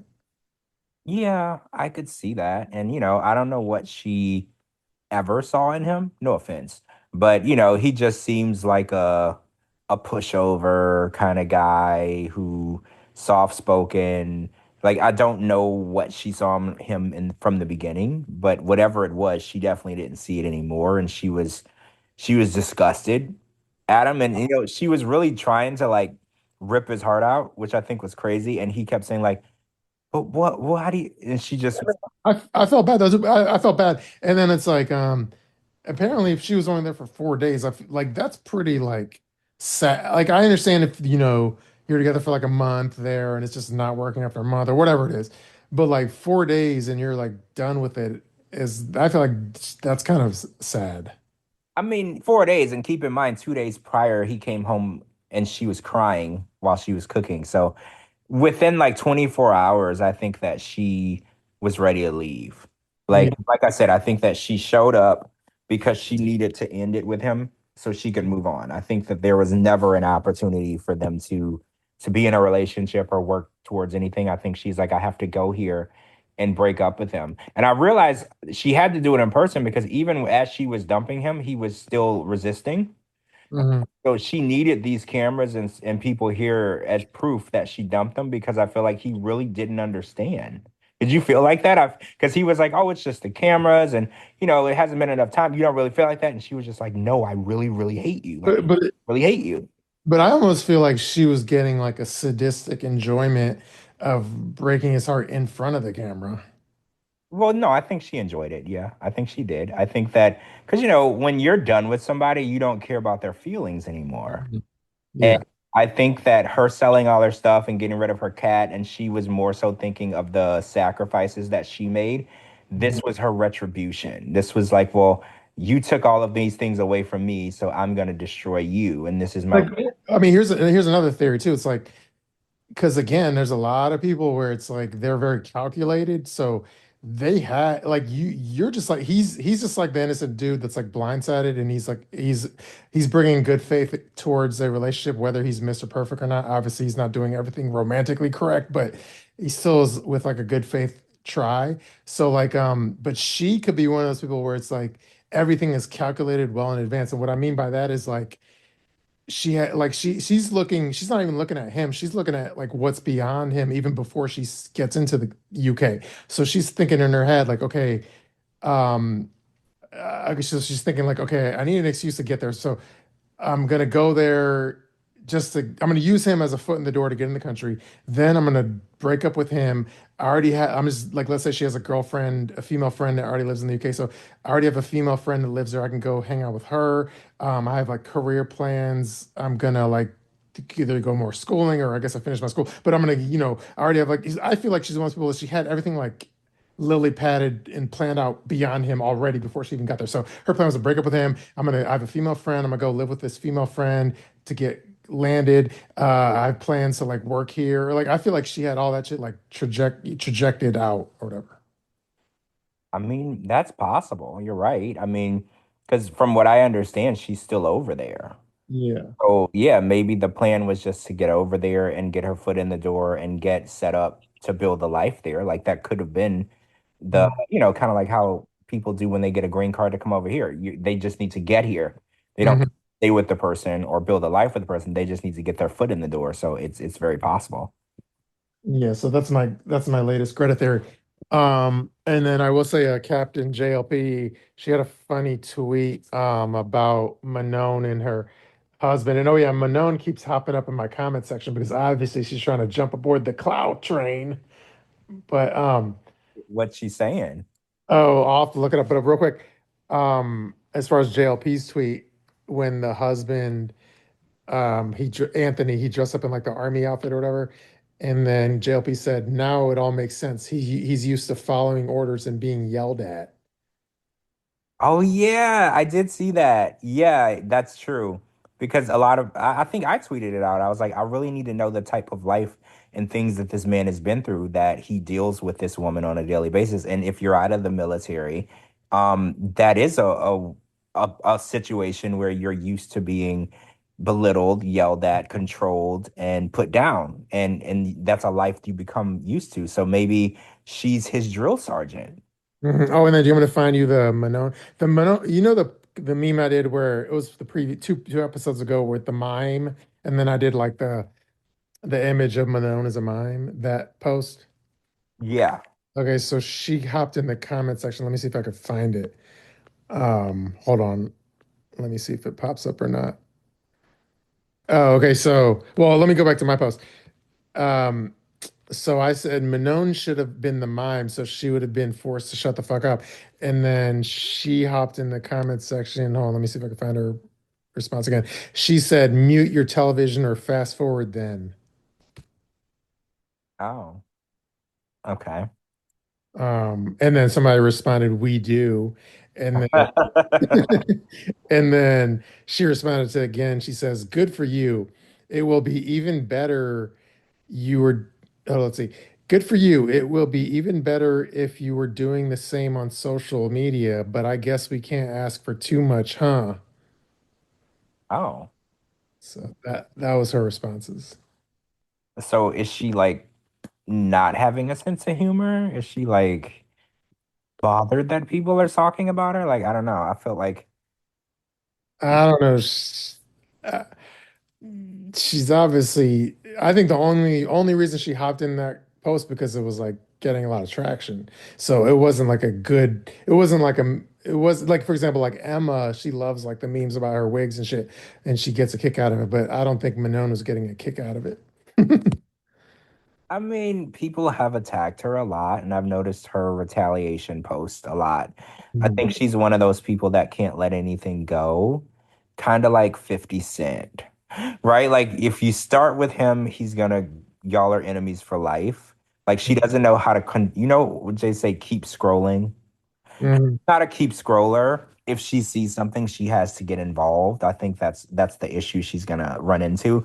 Not everything warrants a response, and I think when you get to that point, that's the Mhm. level of maturity that people really need to strive for. Not everything warrants a response from you. True. Yes. Some of the comments on here, like 100%.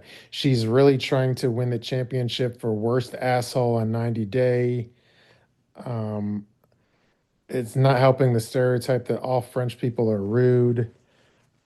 Let's see some other comments. Let me see if I can find the best ones. Let's see. She needs a new show. This isn't working for her. Her husband's so cute and sweet. It makes me so sad how mean she is. I feel bad for their little baby. Um, I'll do like two more. She now takes the cake for my most hated 90 Day person, maybe even more than Big Ed. Oh, wow. That's a lot. Mm-hmm. I And put her up there. okay, this will be the last one. She is insufferable, always seems to be angry or making everything about her on top of the way she speaks to her husband. So yeah, everyone hates her, including me. So that's her. I mean, she's falling into the villain role Mhm. perfectly. And, and I think if she wants to continue on the show, there's roles. You have to follow in the footsteps of certain people. And I think she's on track to being in that villain role. And, that might get her back on the show. True. And then I hate to backtrack on B90. I don't even remember his name. Oh, was it like Ziad or something? Ziad, which is Emma's dude. So like you know how like they have the Muslim people on the show, and then it's like some of them are like real Muslims, and then some of them are like Muslim light, or for the show they're Muslim. Or when they come to the United States, they like kind of get rid of the customs, but some of them are hardcore. Like Mahmoud. Mahmoud is like hardcore. But like Mohammed in New Mexico, I don't think he's as hardcore as like Mahmoud. He seems like Muslim light. So do you think this Ziad guy is like Muslim light or hardcore? Well, Hardcore because he's in his country, right? Once he gets here, or if he ever gets to the United States, it's a different ballpark. Mm. I think that see, I consider people that are Muslim, but they're a hardcore. In my opinion, they don't have a personality of their own. Their personality is their religion. So Mhm. they don't like food, they don't like people. It's whatever their religion tells them they like, that's what they like, because they lack identity. So I think, yeah, he's one of those Muslims that don't have an identity of his own. His identity is I'm a Muslim, which is fine. There are people that relate to their religion in that way, but I think that you can have your own personality and identity and be a religion at the same time.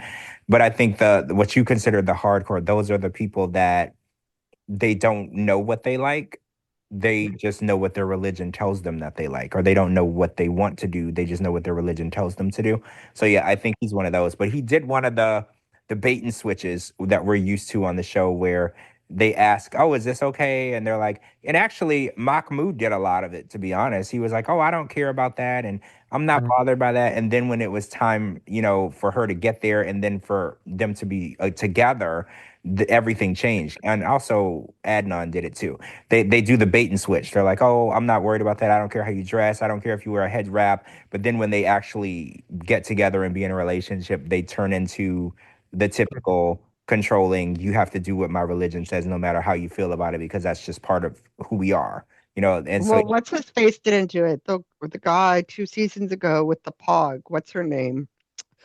Oh, they had like marshmallows, and I'm like, marshmallows contain gluten, which contains Oh, you mean pork. body. Marty? Yeah, yeah, he seems pretty chilled. Yeah, Maybe not at first, but Can be considered Muslim light. yeah. Light version. He is a Muslim, but he also has an identity. Like his identity is fitness, and training, physical training, health. He does have his own identity outside of being a Muslim, and I think that helps. When you have things that you care about other than the religion, I think it makes you more open to social diversity. But Yeah, and he's becoming westernized very fast. Um, so yeah, okay. So that answered that question. Let's go to the next topic. I don't have anything else on the other way. So unless you have something. I don't think so. Because Mhm. Katya's story was the exact same. It was just her saying she hated his mom. There was Mhm. literally nothing new. They've just been reiterating the same line every episode. True. Okay, the next topic. Okay, let's get into like the Jenny thing. So, so anyway, I'm not sure what the time frame. I know Jenny was in town for the holiday party, and I don't know if it was like during the same trip. I assume that's when she did like presser interviews with media. So she did this interview with like an account called like Swoon, I think. And so she did this interview, but she was very like lethargic in the video interview, almost as if she had a stroke. And nevertheless, the people conducting the interview kind of just plowed ahead, did the interview, posted it, and thought nothing of it. And when I saw it, I was immediately alarmed, and I was like, "Whoa, whoa, something's like medically going wrong with her. This is very like disturbing. This video." And I reposted it, and apparently, I wasn't the only person that thought that way because it went kind of viral. And even like her daughter saw it and became upset and concerned for Jenny's health. And so first of all, yeah, you saw that. I guess, so anyway, did you see the video? I did. Yes. Yeah. Yeah, so do you agree with my assessment that it looked a little disturbing? Yeah, it was very disturbing. It was shocking. And It was very alarming. I Hmm. think what was even more confusing for me was I reached out to people that were at the party. Hmm. I said, how was your interaction with Jenny the day of the party? And everyone was like, oh, she was fine. I didn't think anything was wrong, blah, blah, blah. And I was like, well, that's not the vibe that I got from this video. So I sent them the video, and people were like, well, that's not what I remember. So that's even more confusing because if it was something that happened, it kind of sounds like it happened very abruptly. Hmm. But I can't speak on what happened because I'm not a medical doctor, I'm not a medical professional. I don't know anything about any type of medical conditions, but I don't know what happened. And a lot of people are saying that they had normal interactions with her that day. So that's what's even more alarming and strange. It's like if it did happen, it sounds like it happened abruptly, like out of nowhere, which is even more confusing. True. So hold on, give me a second to look at my comments section. Um, let's see. I wonder if it was deleted. Hold on. I'm looking at something because it may be interesting. So give me 1 second. I just wanted to see something because I was looking for a comment and it may have been deleted, but I did screenshot it. So hold on. Who's the comment from? Oh no, it's still there. Okay, so Jenny actually commented on my post. Oh, well, that's interesting. What did Jenny say? That's from the horse's mouth. Yeah, so 16 hours ago. Well, let me see if I can find the like thread that she was replying to. So, first of all, let me back up. So, there's a commenter, not Jenny, but someone in the comments said, "That's actually sad. If it's really her, it seems like she might have had a stroke, possibly." And then, while Jenny did not go into any specific details, this Jenny, the world exclusive as of 16 hours ago, Jenny commented in my comment section and she said, "No, actually, I didn't." That's all she said. So she didn't say what she did have, but she said she didn't have a stroke. Oh, well, that's great news. Well, that's like reassuring news, but obviously alarming news if no one knows what's going on, right? So, well, Mhm. she knows, but that's about it. Well, right, and I didn't know if it was a stroke or not. That's why I didn't want to say that. Because again, I'm not trained in any medical profession or field, so I don't know what symptoms sound like or look like or how they approach. So I just knew that the speech, it was a symptom of something, and I just didn't understand what was going on because I remember when she first appeared this season, I remember a lot of people said that she looked different. Yeah, a lot of people said even on the show, like she's very like like slow. Like not I don't I just mean like even physically, like she's just slow. Like Well, right. They said that she seemed to have aged rapidly since the last time that we saw her. Because when the last time we saw her, she was acting as though she had no physical limitations whatsoever. She had no issues doing anything. And she tried to make coffee with a coffee machine that wasn't turned on. well, yes, that is true, which could have been a storyline. We don't know. But a lot of people were saying that like, oh, she looks different. She looks like she's gained weight. She looks like her health is declining. Like those were the comments that we got when her and Submit came on this new season of The Other Way. So we have to keep in mind that Jenny is up there in age, right? Mhm. You have to keep that in mind. Gina, how old is she? 70? I Mm, I I know can look it up. I know there's She could have had like a small stroke. It's called a TIA or something like that. Mhm. she said that it was no form of stroke. It's interesting if it's kind of interesting if like on Google, there's like search suggestions or whatever. So if you Mhm. put in like Jenny 90 Day Fiance, like the search suggestions under it, it's like Jenny 90 Day Fiance stroke, Jenny 90 Day Fiance stroke update, Jenny 90 Day Yeah. Fiance interview, Jenny 90 Day Fiance health, Jenny 90 Day Fiance age. Oh wow, so this is a huge story. Oh, she's only 64. 7, Is that right, Sherry? 67. Oh, she's 67. So yeah, I mean, but that's not old. I think mom Miss Debbie is older than that, right? I think Miss Debbie is about 70 or 71. And she's still, well, wait, now I'm getting a different answer. Someone said 66 in the chat. Well, I'm 66, 67, same difference. Yeah. Yeah. So I mean, she is getting up there in age and health, it as you get older, things happen. It's just So when the show actually aired in 2023, so I think she's 65. Because on People it says as the show aired, Jenny was 63 while Summit was 33. And this was in 2023. Well, if it was 2 years ago, if she was 65 2 years ago, she's wow, 67 Jenny now. and No, no, 65 now. no, No, Jenny and Submit have been on the show far longer than 2 years. Hold on, let me read this full They article. definitely weren't introduced in 2023. Jenny and Submit have been on for No, no, no. But in the Wait, it People doesn't matter if she's article, 65 or 67. Who gives a fuck? Let's keep she's going. in her 60s. Yeah, it doesn't matter. Uh, okay. anyway, I forgot what we're talking about though. Beyond the age. Well, I mean, I don't know what's going on, but at the end of the day, I think that as long as she's taken care of, and I think her daughter, Christina, has said that they're aware of it, they're on it, she's getting the help that she needs. And the last I heard that she was on a plane back to India to be with Sumit. So it makes me feel like if it was anything serious, she would be in a hospital and not on a plane. So I'm beginning to think that whatever it is, it's not something life threatening or trivial that she couldn't travel because there are certain medical conditions where you can't travel. So Yeah, like if you have a stroke, you can't get on a plane the next day. right, right, exactly. So she did clarify that it wasn't a stroke, and I'm assuming whatever it is, it wasn't life threatening enough that they would keep her in the hospital, and two, approve her to fly. Because if you go to the ER and they tell you something is wrong, and then you tell them that you're flying out within 12 hours, they won't release you. Because if anything happens to you once you're in their care, they would be considered liable. So if it was something serious, they would have never released her to get on that flight.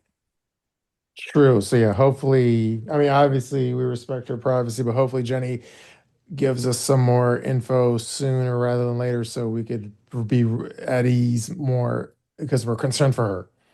Yeah, very concerned. She's a favorite of mine. I've always loved her. So that was just shocking. That video, it caught me off guard and it scared me because I was just scared, It's alarming. right? It's Yeah, and just like I was a little taken aback to like obviously because TLC PR, Warner Brothers PR, they're very uptight as far as like if for example like cast members they can't really appear on podcasts like that without their blessing or they can't be interviewed without their blessing.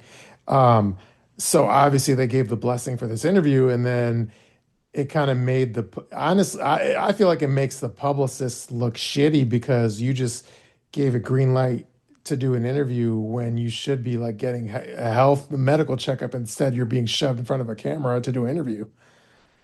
yeah, I don't disagree with you. Like I said, I think that whatever happened, it was abrupt. Mhm. I did talk to people who were there and they were like, "Oh, I talked to her. We interacted." I didn't hear that. So I'm thinking that it's something that happened abruptly. Like I don't know whatever again, I'm not a medical person, but whatever it onset quickly. That's just what I'm assuming. True. So anyway, we wish Jenny the best. Stick to us. We'll give you the latest tea. Um, Yeah, honestly, yeah. So anyway, yeah, that's what's going on. Hopefully, Jen is well. She's a friend of the show, friend of us. So hopefully, everything works out well. We wish her the best. So anyway, is should we move on though? Yeah, we can. Yeah. Okay. Okay, the next thing again, this is another kind of like health, well, more than health. But anyway, TMZ is like, well, the 90 Day community is pretty respectful towards Chuck. TMZ don't give a fuck. So TMZ posted like the 911 call about Chuck, and I purposely like didn't post it. Um, but the TMZ did post about that. Now I can read you their article for the sake of the podcast. I could do that. Yeah, I didn't actually listen to the 911 call, so I would like to hear the article. I did hear from a source of what happened and everything. So I knew what the call said already. I have known for a while. But like you said, out of respect for the Pottis family, I didn't discuss any of the details. But like you said, TMZ could care less about the Pottis family. So they're gonna do what they want to do. True. So again, I'm not gonna like play the audio, but I'll read you the article for the sake of the podcast. Um anyway, so this is from the TMZ article. It says like Chuck's son apparently found his body, and he told the 911 operator his dad was bleeding heavily and didn't look alive. This is TMZ talking. We obtained the audio of the 911 call, which begins with a man identifying himself as Chuck's son and telling the 911 operator his father's lying in the bathtub and bleeding from the chest. Chuck's son says he doesn't know what happened to his father, and when the operator asks him if he's awake, he responds by saying he doesn't think Chuck even looks alive. The operator asks Chuck's son to turn him on his side, and he responds by saying he'll try before noting his dad is lying face down in the tub. Um, as you know, Libby, Chuck's daughter, who also appeared on 90 Day Fiancé, announced her father's death last month, posting on social media that the whole family is devastated after the loss. His other daughter, Rebecca, paid tribute to their father as well by writing that her world has been distorted into a place I don't understand. Chuck was open about his health struggles in recent months, posting in September about an 8-hour surgery he underwent to repair a hernia and a collapsed stomach. It is unclear if these same health issues played a role in his death. Chuck was 64, RIP. So that's the latest TMZ report. Yeah, that's a lot. And it said that he was bleeding from the stomach, and then they're linking the hernia surgery in the abdominal area. So we don't know what specifically happened, but he did talk about that surgery on social media about how it was supposed to be routine, and then it ended up lasting 8 hours, for some unknown reason. So we don't know if it was, complications. When you have those type of surgeries, there's stitches and there's things that can be, what do you call it when you tear the stitches? Ruptured. There are things that could be ruptured. So again, we don't know what happened specifically, but we know the family worked really hard to keep this information private, right? Like they didn't announce his passing for 2 weeks, so they could try and get the death certificate sealed. They took a lot of different steps to try to make this information unavailable to the public. And Mhm. and my personal opinion, I don't think that we would have found out. I think that somebody took this information and gave it or sold it to TMZ, because I can't imagine how TMZ would be able to get a hold of it after they took steps to make sure people couldn't get it. So I don't know how they got it specifically, but I wouldn't, because I remember when Whitney Houston passed away, there was a lot of details about her death that I want to say a sister sold to the tabloids, the National Enquirer. The family did a good job of keeping as much information as they could private, but then there was a family member who had the information, obviously, who not only sold the information to the Enquirer, but they actually went to the funeral home and took a picture of her laying in the casket and sent it to them for the right amount of money. So I'm not saying that's what happened. I think it's really interesting that this is coming out after they worked so hard to make Mhm. sure this didn't happen. Like, let me say allegedly, but like, again, the one thing I heard, I don't know if like this latest TMZ news means what I heard was false, but the thing I had heard, and we discussed it probably like 2 weeks ago or whatever, or like I heard he had fell, and then he like if you fall and bang your head or whatever, something like you could easily die that way. So I already fell, but just if if he was found in the tub, that doesn't mean he didn't fall necessarily, right? I don't know. Well, no, if he Mm. okay, so he could have fell, Mhm. and I'm not again. I'm not a doctor, just a theory. He could have fell and say, for instance, he had this surgery on his stomach and for his hernia, and there were stitches and staples. Falling could have ruptured those, Mhm. which would cause internal and external bleeding. Mhm. So it's possible that what you heard is accurate. Because a lot of people thought, oh well, if he was bleeding from the stomach, it's impossible that he fell. It's very possible that he was in the tub, slipped and fell, and the way your body shifts and turns when you fall. If you have stitches or staples or anything that could be ruptured, you had just recently had surgery, those will rip out Yeah. any because they tell women that have had a C-section don't pick up anything heavier than your baby. And a baby weighs less than 10 pounds, sometimes less than 8 pounds. Any type of unnecessary force will rupture those wounds. So it's very possible him falling was enough to rupture the wounds, and that would have caused internal and external bleeding, which would be very fatal if someone was not to find him right away. True. And But if he was recovering after an operation, why on earth wouldn't they have any caretakers in the home Now, I don't at the know how time? I don't know how serious this hernia surgery was. Again, I don't have a medical background because I know when a woman has a C-section, they don't have like a home health aide come home. They just send you home. And Mhm. those are pretty serious wounds as well. So I don't know if it was warranted for him to have a full caretaker to come there for that type of surgery. I don't know how serious they considered that. So it could have been standard, after you were released from the hospital that you could go home on your own. It could have been standard because, after they cut a woman open and take all her insides out and take the baby out, they let her go home by herself.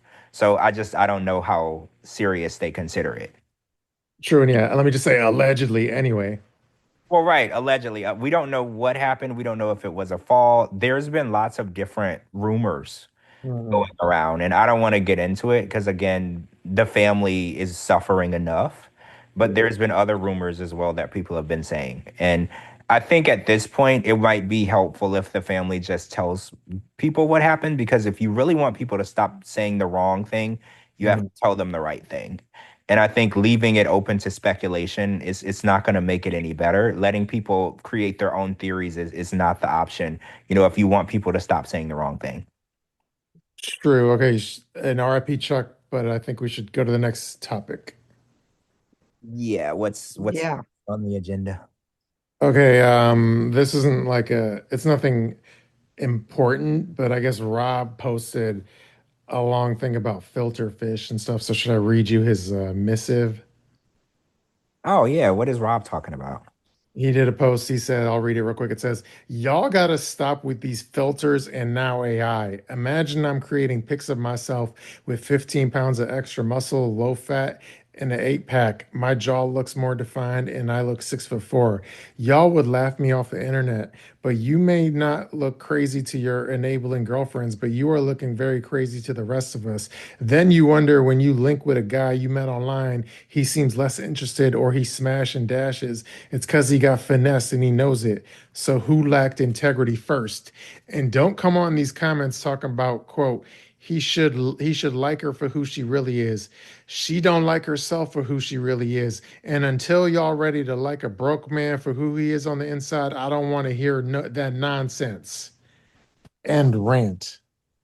Oh, Well, he ain't really wrong. You got to love yourself first, that sounds very personal too. Like that sounds right? that's a situation that happened to him recently. Inspired by firsthand experiences. Yeah, I feel like he went out on a date with a girl that I consider filtering catfishing, and I know a lot of people don't. But when we learned about this with Rebecca and Zied. Remember Rebecca? We nicknamed her the filter queen, and this was years back. Remember, because she had T-shirts made with that face on it, and we were like, "Who is that on that T-shirt?" Because that's not her. And so we learned about that then, and I do think that it's a form of catfishing and I tell people all the time when they filter all their photos, I was like, you got to stop doing that because when you go out into the real world, you can't the filters don't come with you. So if you really want people to see you and get to know you and want to be around the person that you're portraying, you have to learn how to love the people in the mirror when you look at it. You know, that's you. And I think the filters creates a delusion for, and Mm. I don't want to say for women, for everybody. Men fall into this stuff too. Like it creates a delusion and a AI character that you think you are in your mind. And I think a lot of people end up going through plastic surgery trying to look more like that AI character that the filter creates. And I think it's a really slippery, dangerous tread. You know, once you get into that and you try to become that fake person in that picture, it's really gonna go downhill. Yeah, that's why it's amusing. Like, I'm trying to think of which cast members are the most guilty of it, but like, I don't know, like, I know like Elise on Hunt for Love didn't look like Elise on Instagram. And that's funny though, because Elise is pretty and like without the filter. Yeah. But you're right. When you go on her Instagram, it's like an AI version of herself. Mhm. And it's not needed because we saw her on TV. And you know, when you're on TV, there's no filter. You know, Mhm. we're seeing who you really are, and she's beautiful. So I don't know why people depend on these filters online. You know, it's not needed, it's unnecessary, but it's almost like a drug. Like people cannot be themselves. Like they're scared to be themselves. They want to have that filter. And I know in the beginning, like I know filters meant well, right? In the beginning, it was for when you wanted to go on live or take a picture, but you didn't have time to put on makeup. That's what filters were created for. The only thing they were supposed to do was smooth your skin. But now we've gotten to the point where it smooths your skin, it tightens your jawline, it changes the facial structure. It's gotten out of control. And I think if filters only just, you know, smoothed out your skin, Mhm. there wouldn't be an issue. Because when it's changing the facial structure and the shape of your skull, that's an issue. Because like Rob said, when you go out to meet this person, you're meeting a completely different person. Yeah, like I found it interesting, just more generally speaking, like initially when Rob was on the show, if he would have posted his opinion, whether he was right or wrong, like he would have just got a lot of shit. But now when Rob posts his opinion, like he gets a lot of love. So I feel like the audience has turned in Rob's favor a lot. Like most people were like on board. Once we all got to know who Sophie was, Rob was not so bad anymore. Like Sophie had us all fooled because I used to think Rob was a horrible guy, right? Because that was the picture that she made us believe, that she painted, that he was just this horrible human being and she was this innocent bystander who he tricked and lied to and hurt. And then we found out, you know, who Sophie really was, and we really realized that he was a saint. Anyone that deals with Sophie is a saint, right? Like they're doing the Lord's work. There's a special place in heaven for anybody that can tolerate that woman. So I'm definitely, you know, Mhm. someone that was converted over because you know I was always ragging on Rob. He was butt plug boy for the longest time, and then when I saw what he was dealing with on a regular basis, not just with Sophie, but with Sophie's mom and all her bullshit, I was just like, dang, I really was wrong about this situation. Drew, hold on. I'm gonna instead of putting you on the spot, I'm gonna text you a question related to the 90-day bad boys, and then you don't have to answer it on there, but let me just text you or something, okay? Yeah, text me. Okay, hold on. What's the dude's name? Oh, Josh. Okay. Josh. Yeah. Hold on. Okay, I just texted you a question. I don't know if you want No, that already happened. to, but I thought you were going. I no, well, I didn't get invited. I thought you got invited. Well, I was invited, and then when it was time for the event, I didn't hear anything else until it was that weekend. And without any information, I was just like, "Well, I can't go." I didn't. There was poor communication, so I didn't go. True. Well, it didn't make much of a splash because I didn't realize it already happened. It did not. You know why? It's because we weren't there. True. We So weren't there. I think Darcy or Stacy was there though, but like you said, it didn't make a splash. No one talked about it. yeah. So if anyone, I guess Josh had some event, and that's what I was curious about. But anyway, it's in the past. Let's move on. Yeah, I was told about it, and then no one talks about it anymore. And then when it was about to happen, someone said, "Are you going to be there?" And it was like within a few days. And I said, "I haven't heard anything else about that. So, no." Mhm. I was like, what event? And then that established that. True. Okay. And then my final topic, I don't know if there's like strip club reviews, but my final topic, There is. cool. So my final topic, thank you.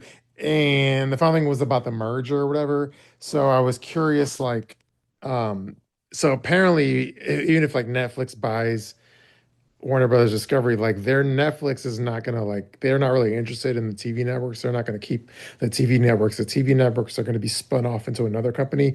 So let me read you my Instagram caption. It says, if Netflix completes its purchase of Warner Brothers Discovery, TLC won't be folded into Netflix at all. Instead, it will be spun off with the rest of WBD's Warner Brothers Discovery's traditional cable networks into a new standalone company called Discovery Global. This means TLC will continue operating separately from Netflix with its own leadership distribution, while Netflix only takes over the studio and streaming assets. So I thought that was interesting. I mean, I think my only issue is why does one company think that they should have such a monopoly and own everything? Mm. Well, Like, I'm just hoping Paramount doesn't buy him because they already ruined CBS News. So if they have control of this, yeah, that's what I feel like one company shouldn't own everything. I feel like just because you're good at one thing doesn't mean you're good at everything. And like you said, you can take something that's wildly successful, but since you have no part in why and how it's successful and you just buy it, you could destroy it because you don't have the proper leadership or understanding of how you got there. And I think Well, it's they're also like chopping the Discovery Plus app in Canada starting in January. wait, is Discoveries Plus still an app? I didn't know. Yep. I got rid of it a long time ago. When they took away the early streaming of the shows, I got rid of it because that was the only reason why I wanted it. It was irrelevant and useless to me, but when it first came out, you could stream the shows like the day of, no matter what time the show aired. It was like at 4 a.m. or Yeah, 5 a.m. so I got it because that was worth it for me. And then I want to say within the year they took it away. And the second they took it away, I got rid of the app. I was like, well, I won't give you a penny of my money. There's literally no reason for me to pay you to watch the show when everybody else can watch it. Why would I? mm, true. Yeah, I don't. I use. Yeah, I don't think I use. I'm not subscribed to Discovery Plus anymore. Yeah, I got rid of it. I do have HBO Max, but it's also useless. Mm. So, like at the end of the day, the streaming apps were mostly successful and useful at COVID when we couldn't do anything. And I think now the companies are scrambling to try to understand what to do with these apps now because they want to go back to traditional formats of you can't watch the show until 8 p.m. on this day. They're going back to that because that's the most profitable. They can sell ads for slots. When it comes to streaming, you can't sell ads for slots. So it's more profitable for them to go back to the traditional TV airing schedule. But now they've invested hundreds of millions of dollars into these streaming apps that they no longer have a use for. They don't know what to do with them because they don't want to show you the show early because then their viewership will drop ratings wise. The ratings is how they make money in ad revenue.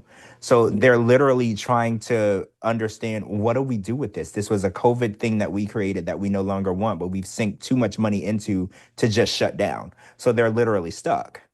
Mhm. True. Okay. Ready for strip club reviews? Is it that time? It's Yeah. time. Oh wow, let's get into it. It's strip club reviews.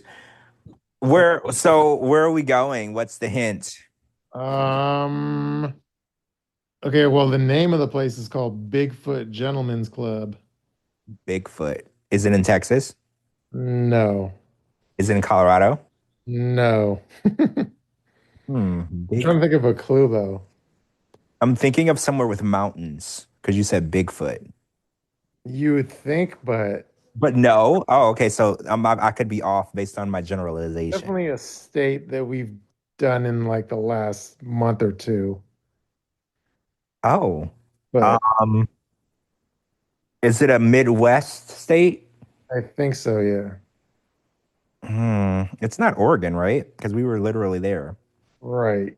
Okay. No, there's a large Irish population Is it in this uh U.S. state. Okay, should I give okay, I'll give you a hint. I don't have a map in front of me, so my hint could be wrong, but Gina, correct me if I'm wrong.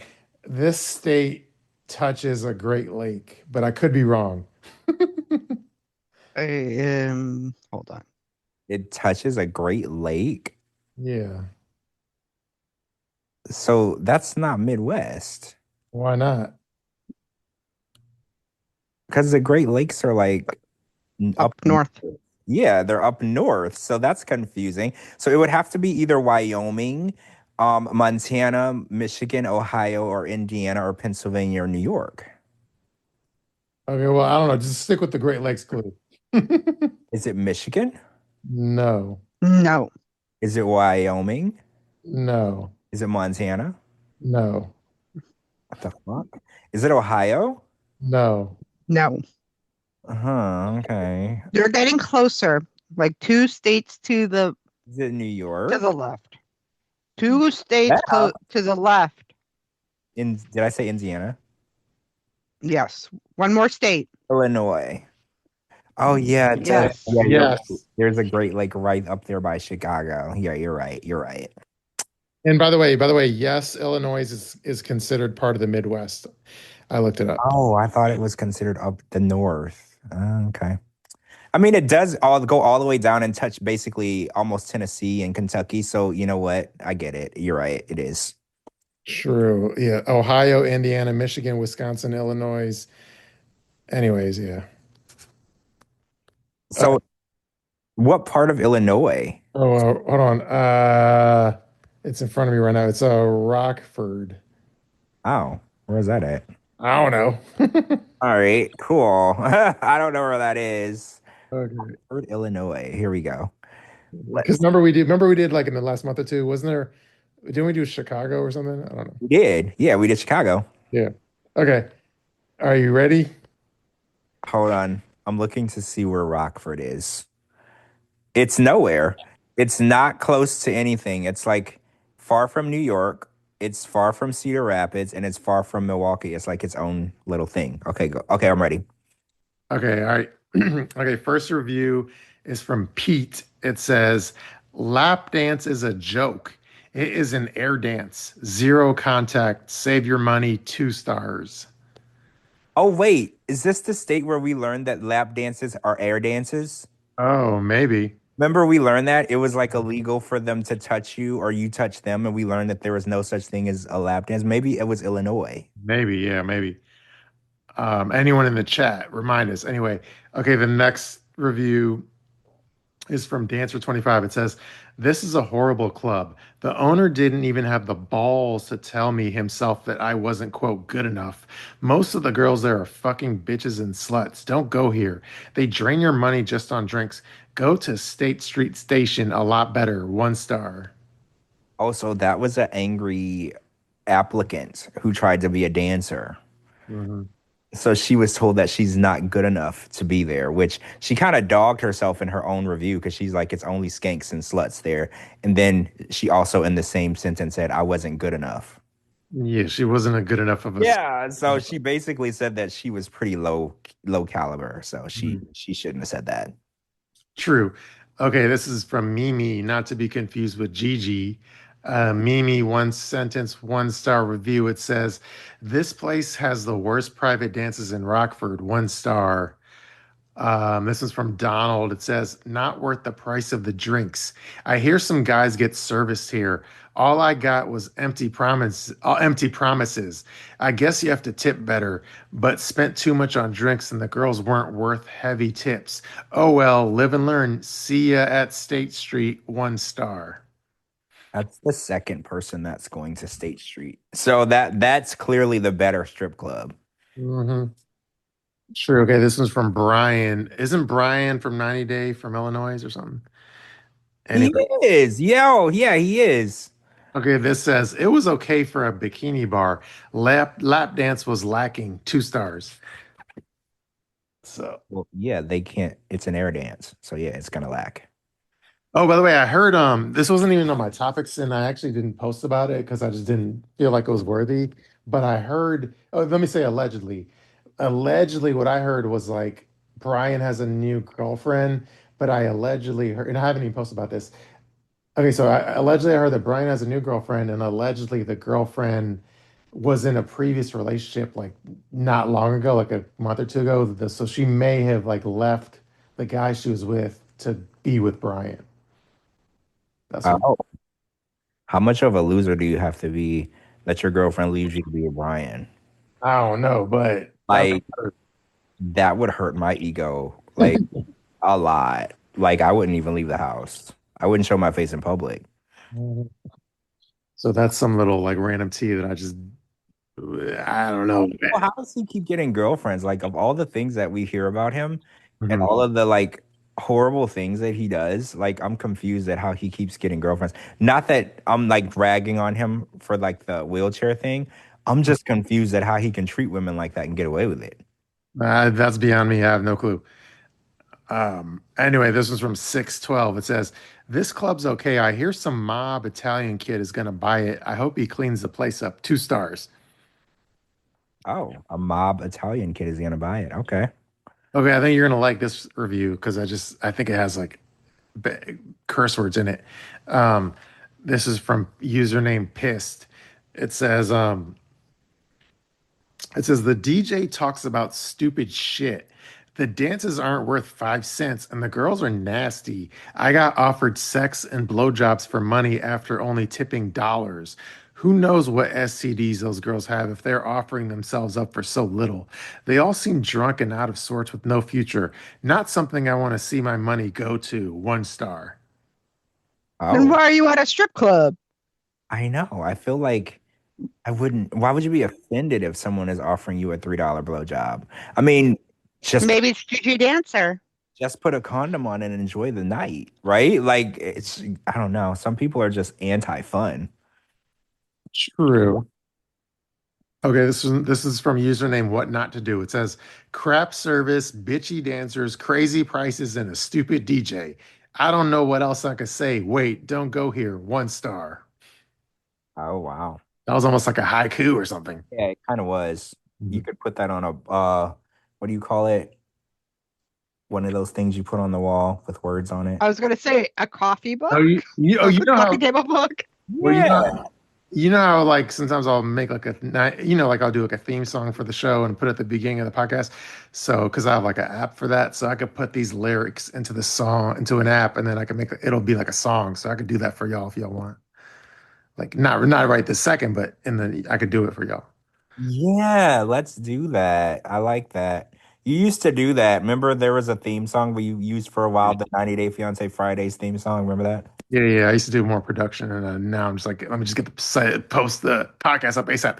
But no, I'll try to. What I'll do is like between now and when I post this song, post this episode, what I could do is try to make this into a song. If it turns out good, I'll put it in the recording, the beginning of the show for y'all as a treat. So, all right, that's that. Anyway, next review. This one's kind of long, so hey, this is really long, so you got to hang in there for this one. Um, this is from Average Joe. It says, I went here after I left the body shop because it sucked. Bad idea. Let's see where to start. The bouncer was cool. The waitress was a bitch to me for some reason or another. Then she charged me 12 bucks for a bottle of Miller Lite. Are you kidding me? You tell me if she was ripping me off. DJ was talking to the girls over the mic, totally unprofessional and irritating. The dancers are either ugly as hell, obvious crackheads, or fat as hell. There really was no happy medium.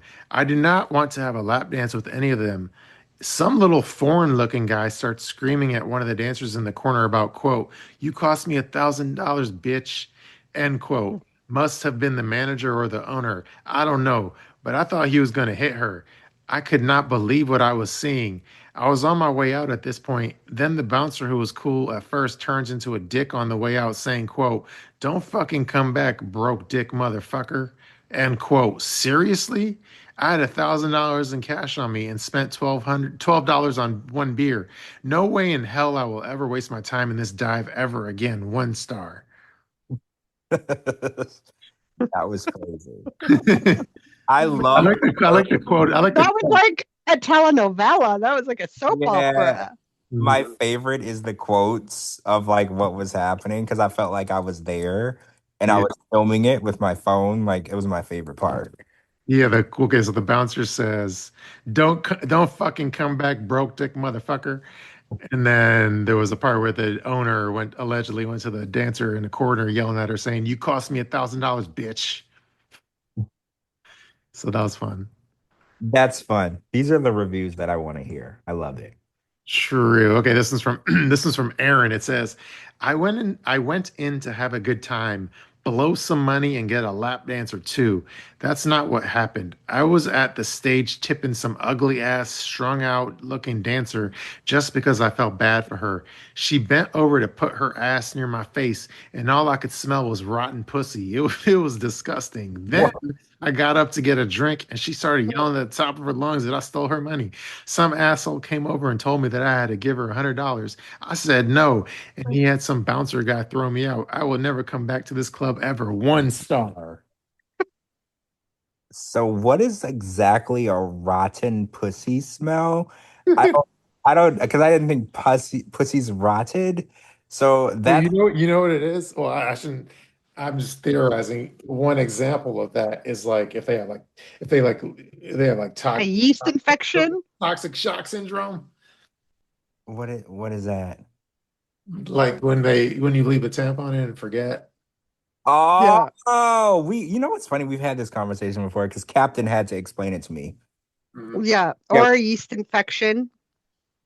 that's crazy. You would think that if somebody has that going on, they wouldn't be like out putting it on display in people's face, right? You would think that. I'm just saying, like just like if I had athlete's foot and my feet stank, I wouldn't go and like present my foot to people.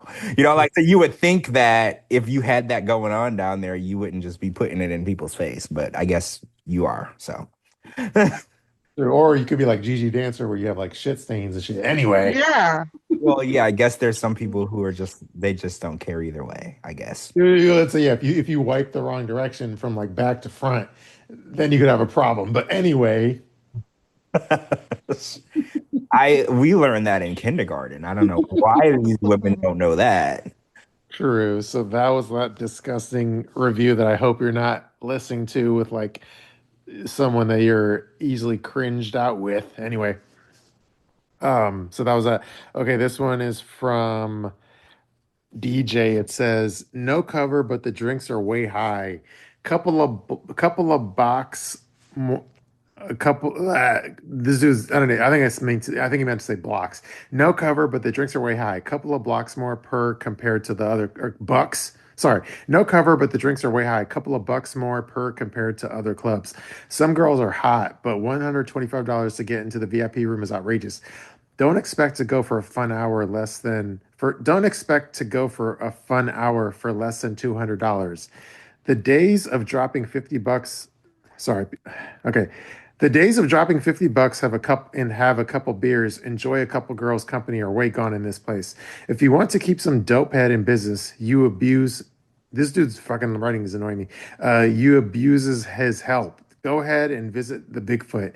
If you want to enjoy a night out and to be able to afford to eat the rest of the week, go elsewhere.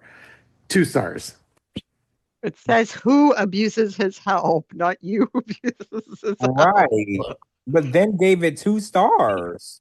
Like, what do you mean? If it's that bad, it's negative stars. Like, what do you mean? True. Okay, so I think Gina has like 2 more reviews or something. Oh, Gina, how many do we have left? The two, I think. Oh, Who? we're getting towards the end. Yeah. You like a warning. We gave you a Yeah. warning. I need a pop shot warning, please. Like, I don't like surprises, Gina. Gina, should I read the first of the two or the second of the two? first. Let me see which one's funnier. Hold on. Okay, I want the funniest for last. Yeah, exactly.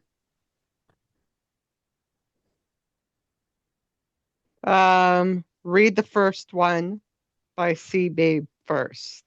Okay.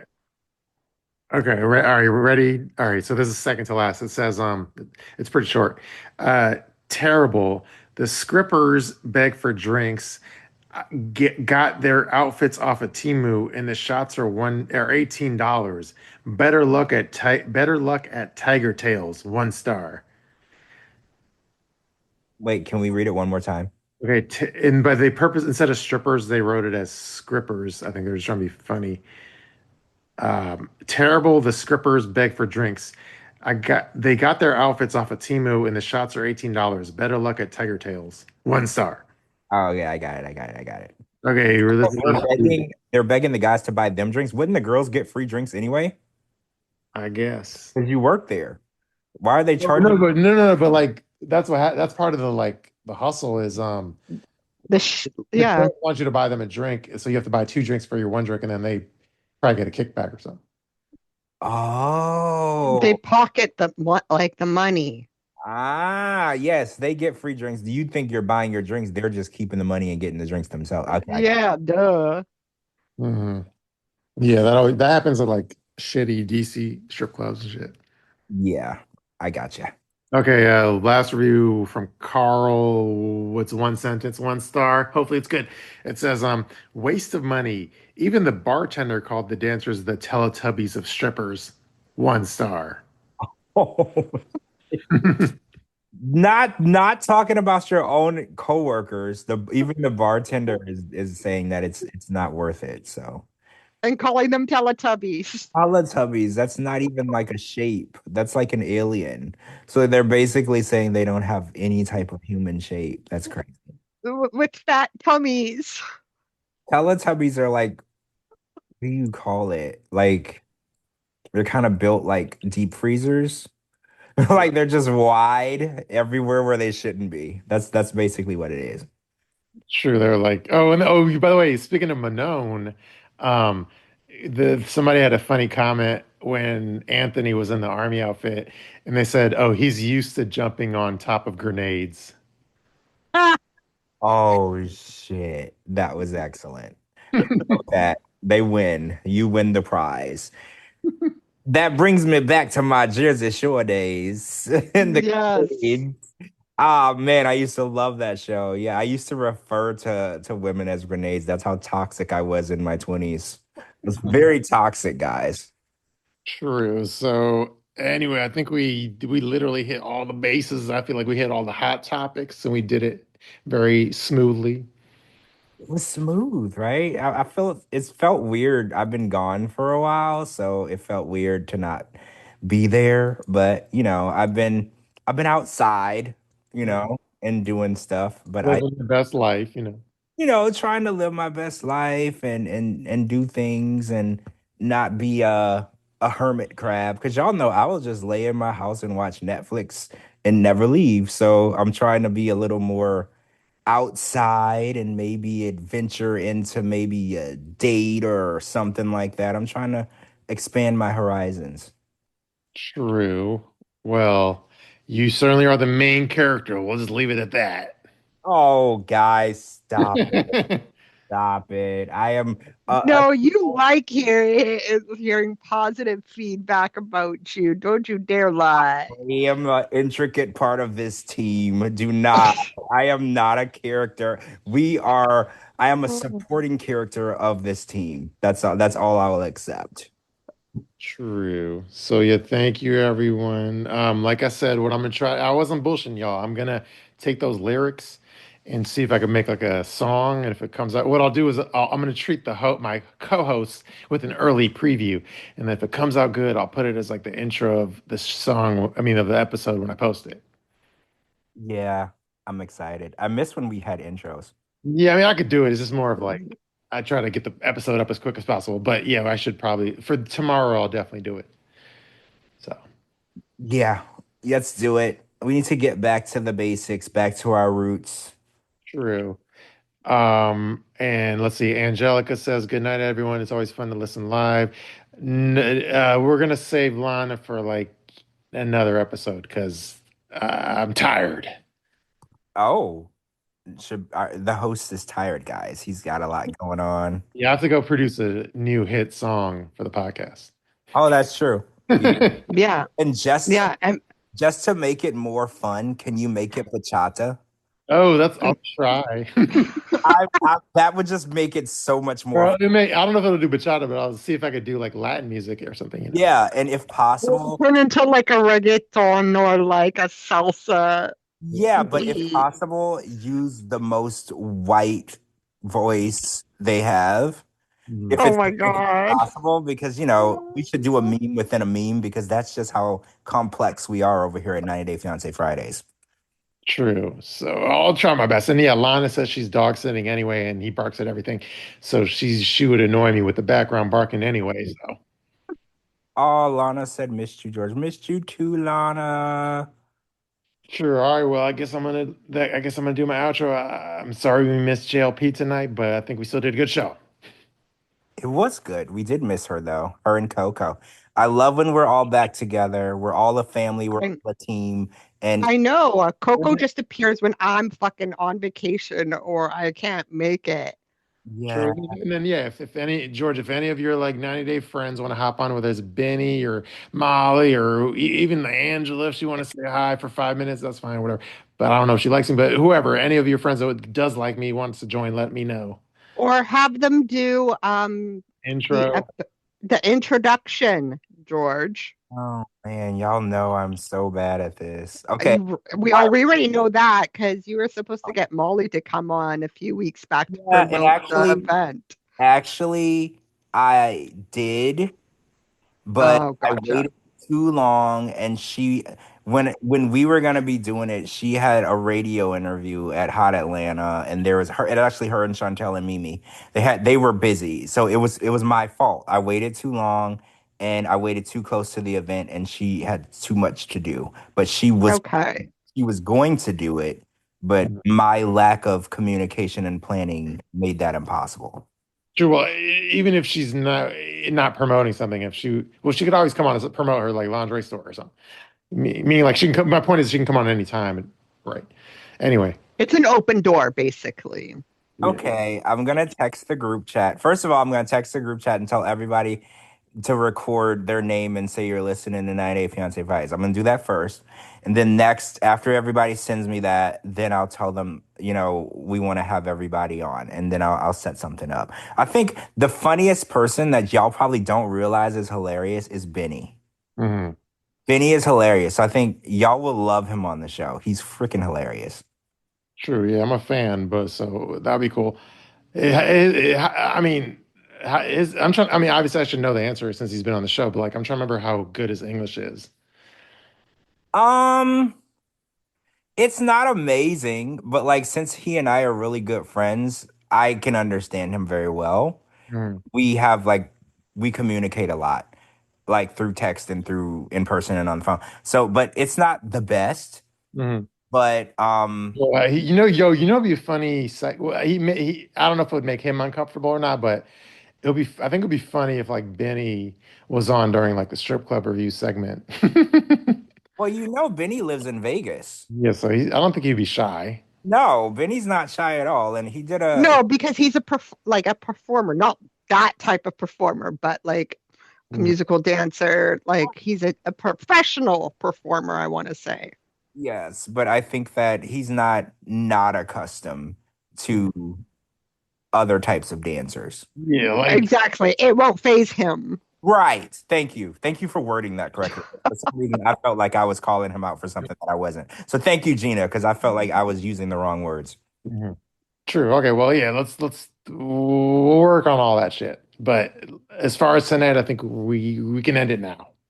Well, yeah, none of that stuff is going to happen right now. So we're going to get No. it done. We promise. And guys, we'll have some really fun guests on. And my friends, they'll come on and they'll talk about what they're allowed to talk about. And I think what's even more fun is when we have them on and we just talk about random stuff. It doesn't even have We shoot the shit. We just shoot the shit, and I think that's what y'all will love. You'll get a better picture of who I am and who my friends are, because 90% of the time, what we talk about has nothing to do with 90 Day anyway. So I think you'll get a better understanding of my friends. True.